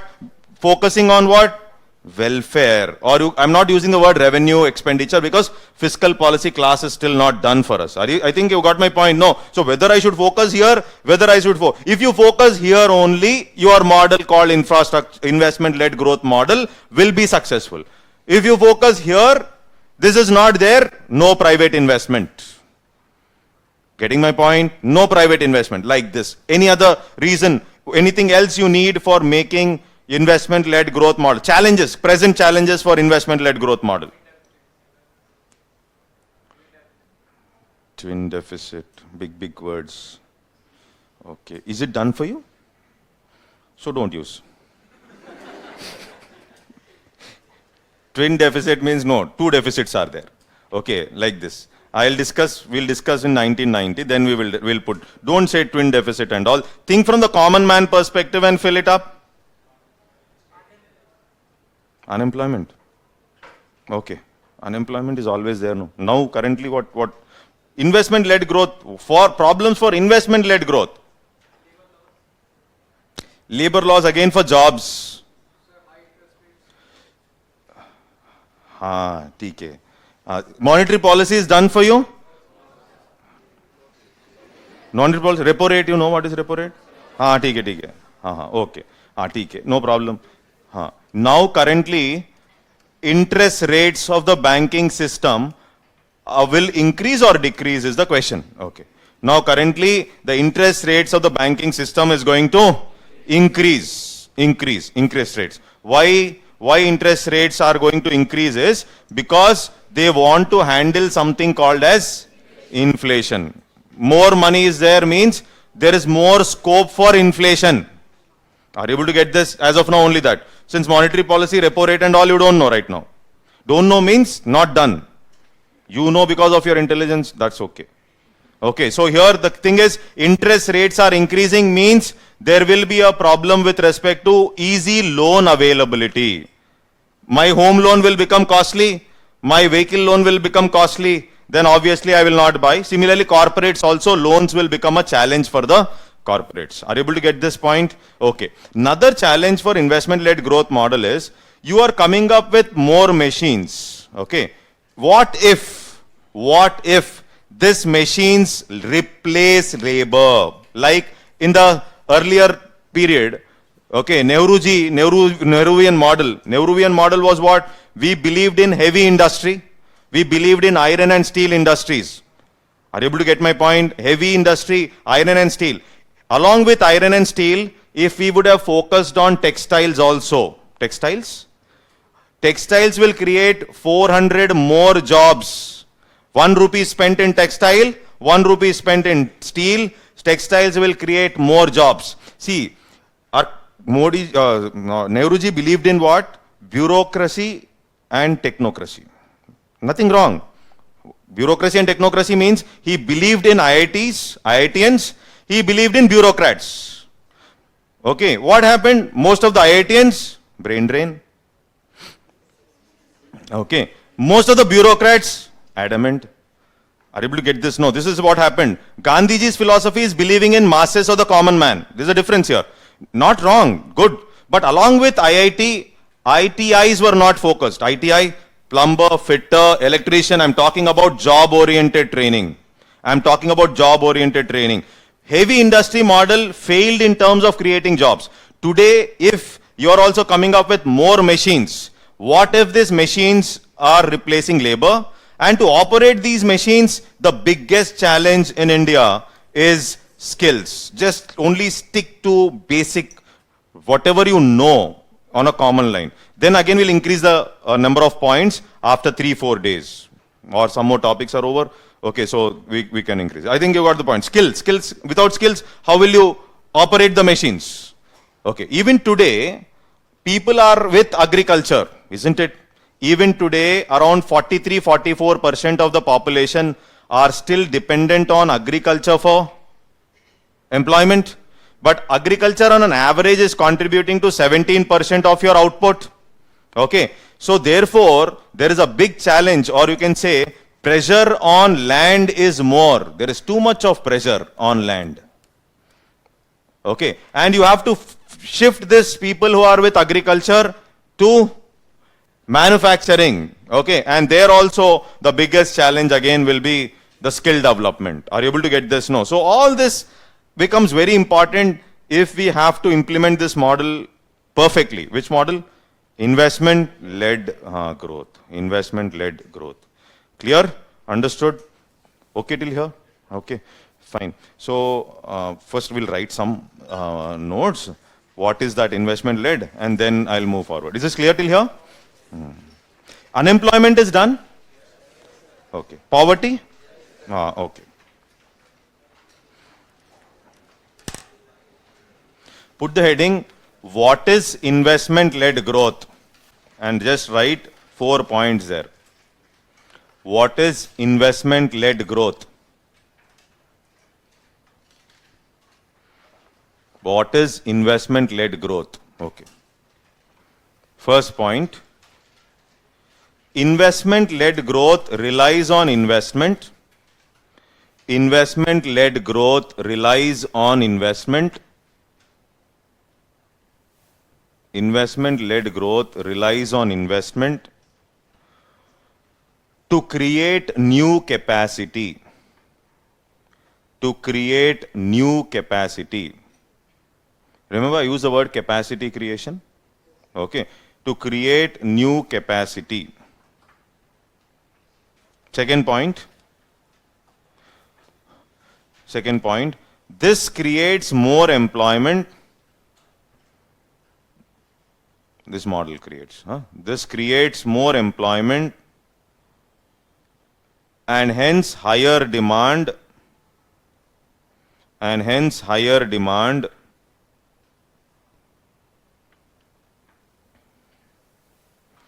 While simultaneously increasing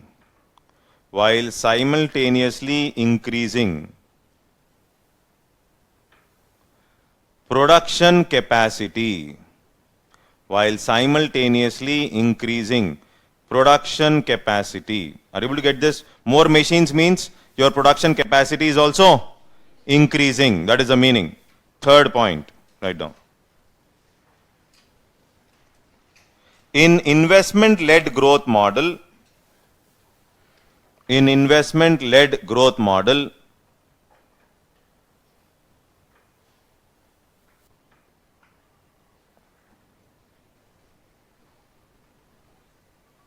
supply rises in tandem with higher demand. Supply rises in tandem, T-A-N-D-E-M. Supply rises in tandem with higher demand. This leads to increased growth. This leads to increased growth.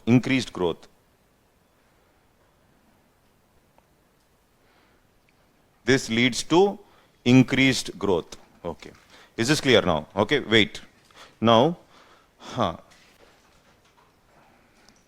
I will draw one circle here.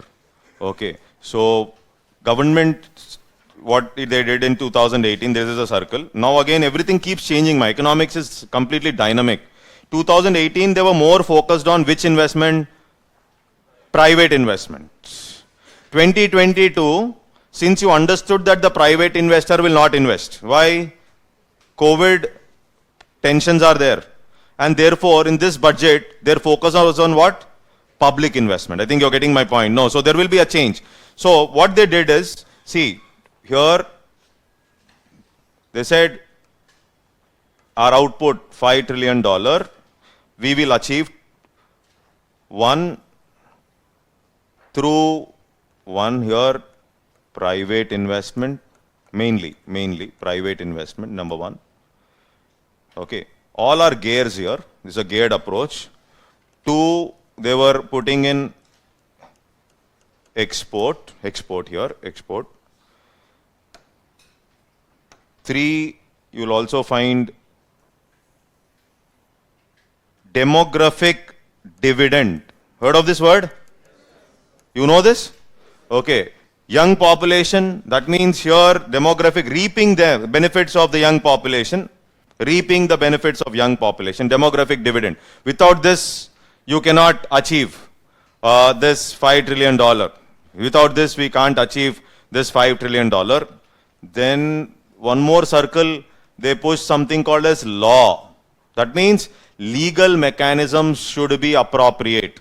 So many a times what will happen when there is a conflict, etc., most of the time government fights with the private player and they go to the court. You know, Indian judiciary is super fast. So therefore judgment comes after 10-15 years. Like this, if you operate, what will happen is huge amount of delay. Are you able to get my point? So doing business in India is still very difficult according to World Bank statistics. Are you able to get this? So therefore, even law also plays an important role. Along with law, they were also talking about data.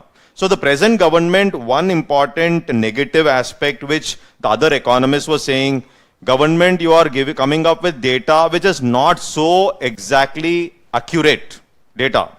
You're saying GDP is growing at this rate, that rate. There was conflict. Within our own system, we were fighting that unemployment rate is not 6.1. Okay, so like this, so data was also one more important aspect, critical information, etc., all that. Okay, and then also coordination with states, or today we are talking about cooperative federalism, remember? Okay, so cooperative federalism, all this. So they said it's a geared approach. Geared approach means if all these things move, there are some more also, all these things move together, then only we will reach this target which the government has fixed. Okay, $5 trillion. Okay, this we will reach. Now what happened? What happened? Actually, there is this challenge. Then the next question came up, what if, the question came up like, what if this model also will lead to job losses? If jobs are going to go. Okay, so here one more chart I will draw. Is this okay? Okay, so one more chart here. So what they were saying is, see here very carefully, what government is saying. One more question they asked, are bank interest rates, if you see bank interest rates over a period of time, when you put money in the bank, are we getting high interest or low interest nowadays? Low interest.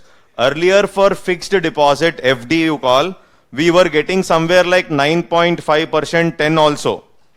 Now if you get 6.5 also, it is too much. Yes, and regular savings interest around 3.5 and 4%. So the government was questioned.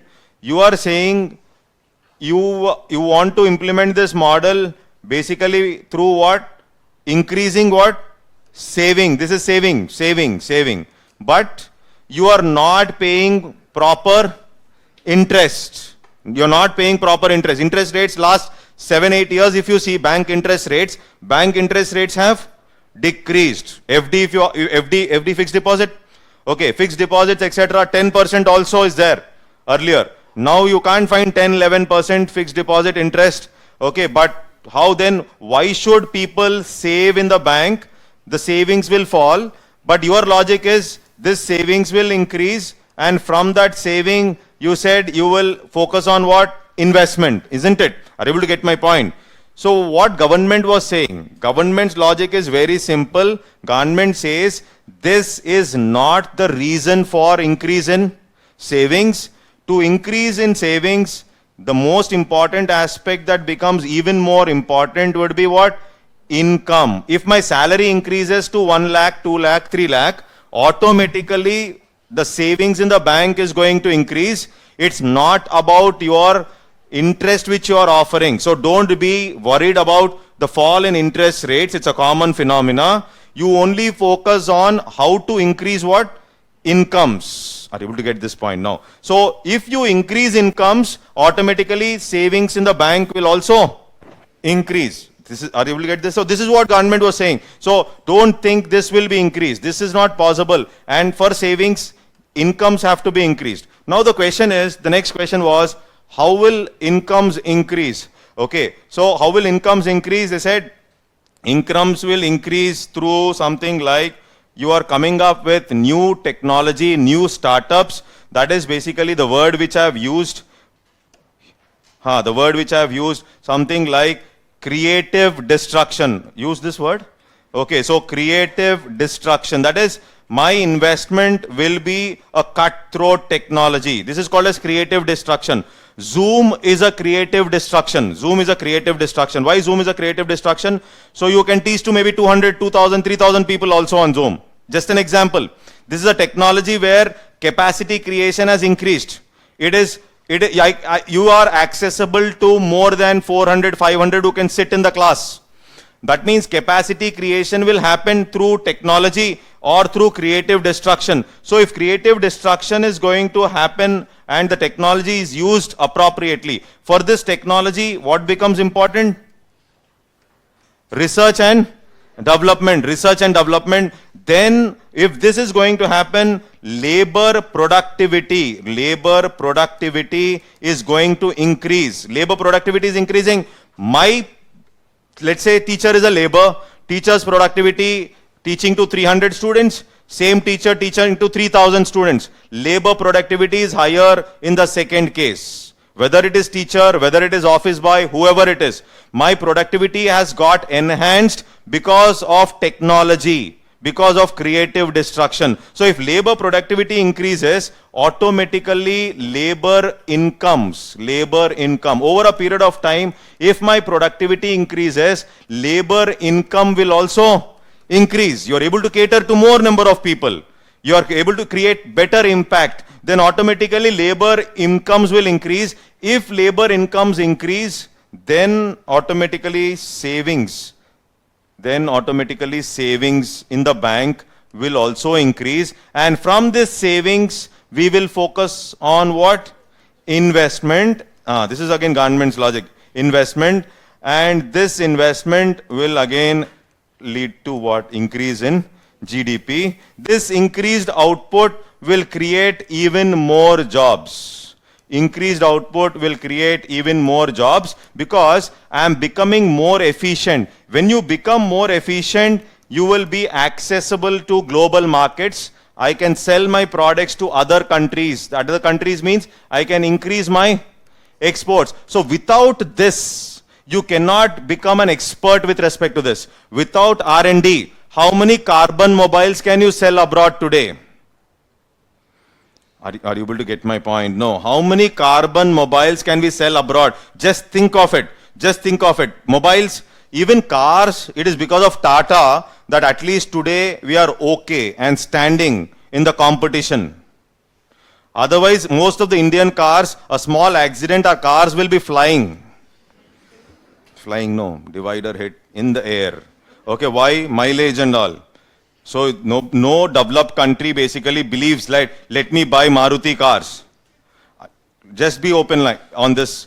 Okay, so now of course we are slowly improving technology. Slowly, space technology, or when we talk about manufacturing, all this. So here R&D, creative destruction, then only efficiency. With efficiency only you can think of what? Exports, and then only your investment-led growth model becomes a success. So more jobs will be created, but more jobs will be created for educated people. This is what is one more challenge. When you're coming up with more machines means you should know how to operate machines. If you're not able to operate machines, that means you will stay with agriculture. Again, the same problem is going to repeat last 50 years, whatever has happened. I think you got my point. Is this clear? Understood? Okay. Now, clear? Okay, very good. So, you will put this diagram. Circle only. Yeah, push this diagram.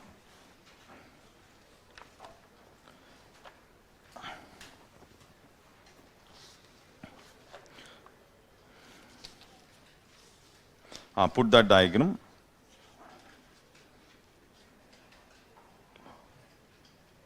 Okay, done? Okay. Then put the diagram, put the heading, Chinese experience of investment-led growth model. Chinese experience of investment-led growth model.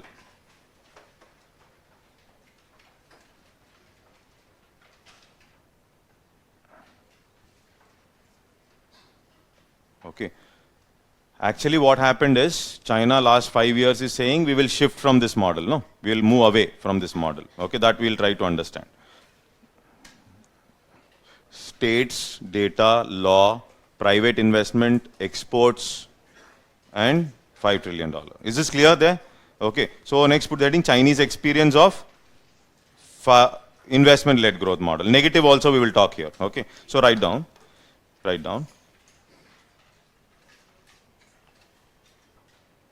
Chinese introduction of capitalist market principles. Write down. Chinese introduction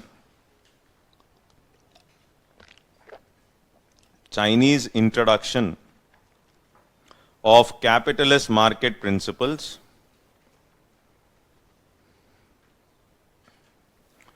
Chinese introduction of capitalist market principles leading to mass privatization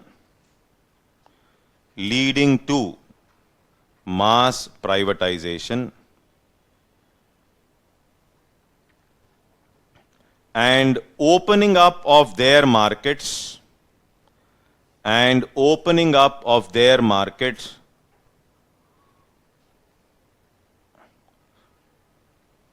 to foreign investment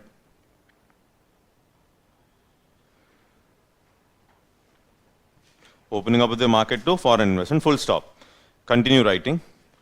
Due to availability of cheap labor in China,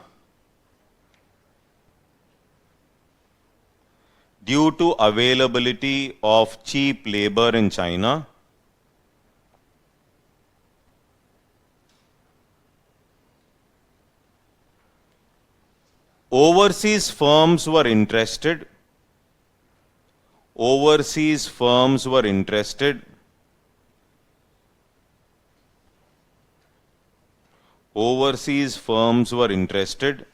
to build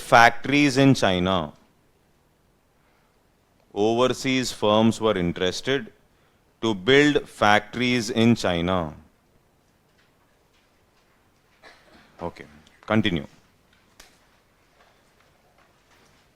Chinese development strategy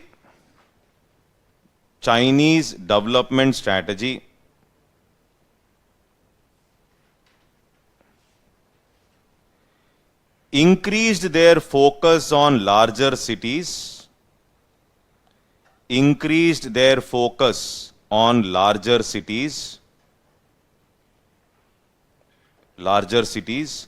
like Shanghai and Beijing.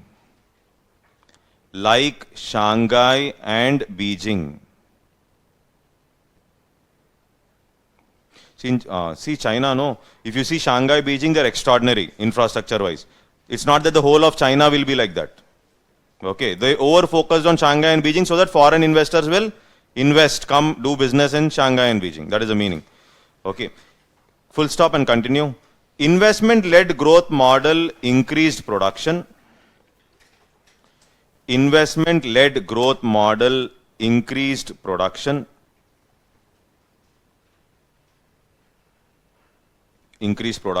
Production where? In China. Increased production, but did not increase consumption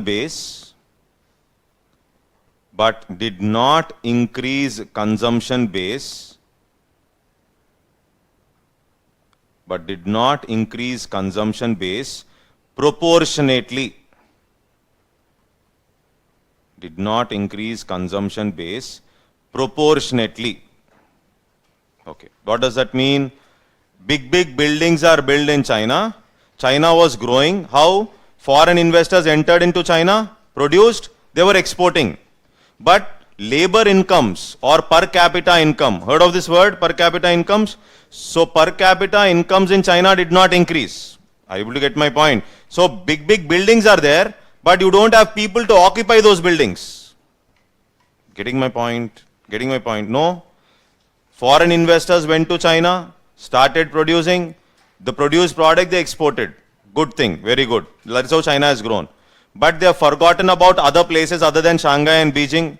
Overall consumption, people's purchasing power did not increase in line with Chinese growth. China was growing, but what about incomes of China? Did the China's income increase in line with Chinese growth? No, that is the problem basically.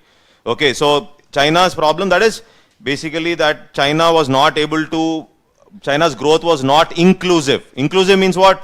Inequalities were high. Clear till there?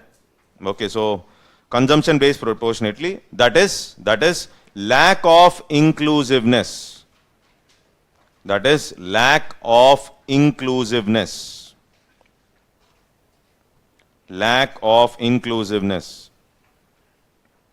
Continue. Full stop and continue. China was successful in increasing GDP growth. in increasing GDP growth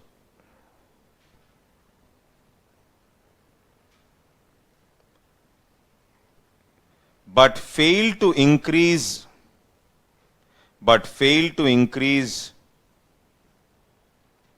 household income growth,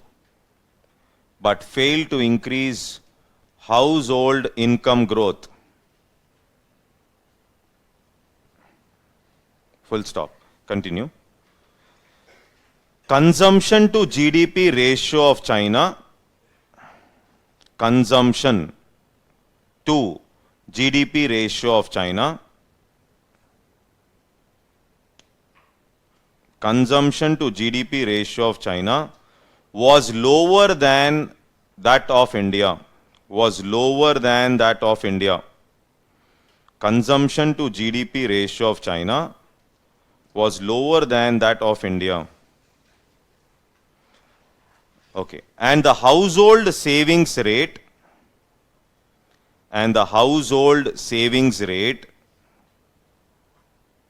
is also not as high as India. The household savings rate is also not as high as India. Okay, stop there. Tomorrow we'll continue, but class is not over. 1 minute. Okay, so here, that means what we have written. What? Time up, huh? 1 minute, otherwise. Okay, see, what we have written is, wait 1 second. Ready to jump, huh? See here, I said consumption means for China, this C, consumption is this C. This C was less in that contribution of GDP. This is the meaning. This C was less in that contribution of GDP. Then how was China growing? And also I said savings also. Savings was also less. But how is China growing then? If savings was also not so much, but consumption was also not driving the GDP, it is because China was overly dependent on these investors. Who? Foreign investors. They started running into China. To fix their factories. Why? Because availability of cheap labor. These foreign companies went into China, started producing, and they started, after production, their primary target was what? Exports. But what happened after 2011? World started protectionism. Even Trump was talking about trade wars. Remember trade war? Trade war means what? They are not ready to buy Chinese products. That means, obviously, what will get affected? Exports. When China feels that its exports are getting affected, how should China survive now? Now China should survive based on which demand? Domestic demand. But the problem is people's incomes did not increase all these years. And since their incomes did not increase, there was less domestic demand. You are only producing, exporting. But their incomes in China did not increase in line with the growth. Are you able to get this? So when China wanted to focus on its domestic demand, why China had to focus on domestic demand? Because protectionism across the globe. So Chinese exports got affected, and therefore China wanted to move away slowly from this export-led growth model to consumption-led growth model. This is the reason. Okay, so that's all. We'll continue from tomorrow. Thank you.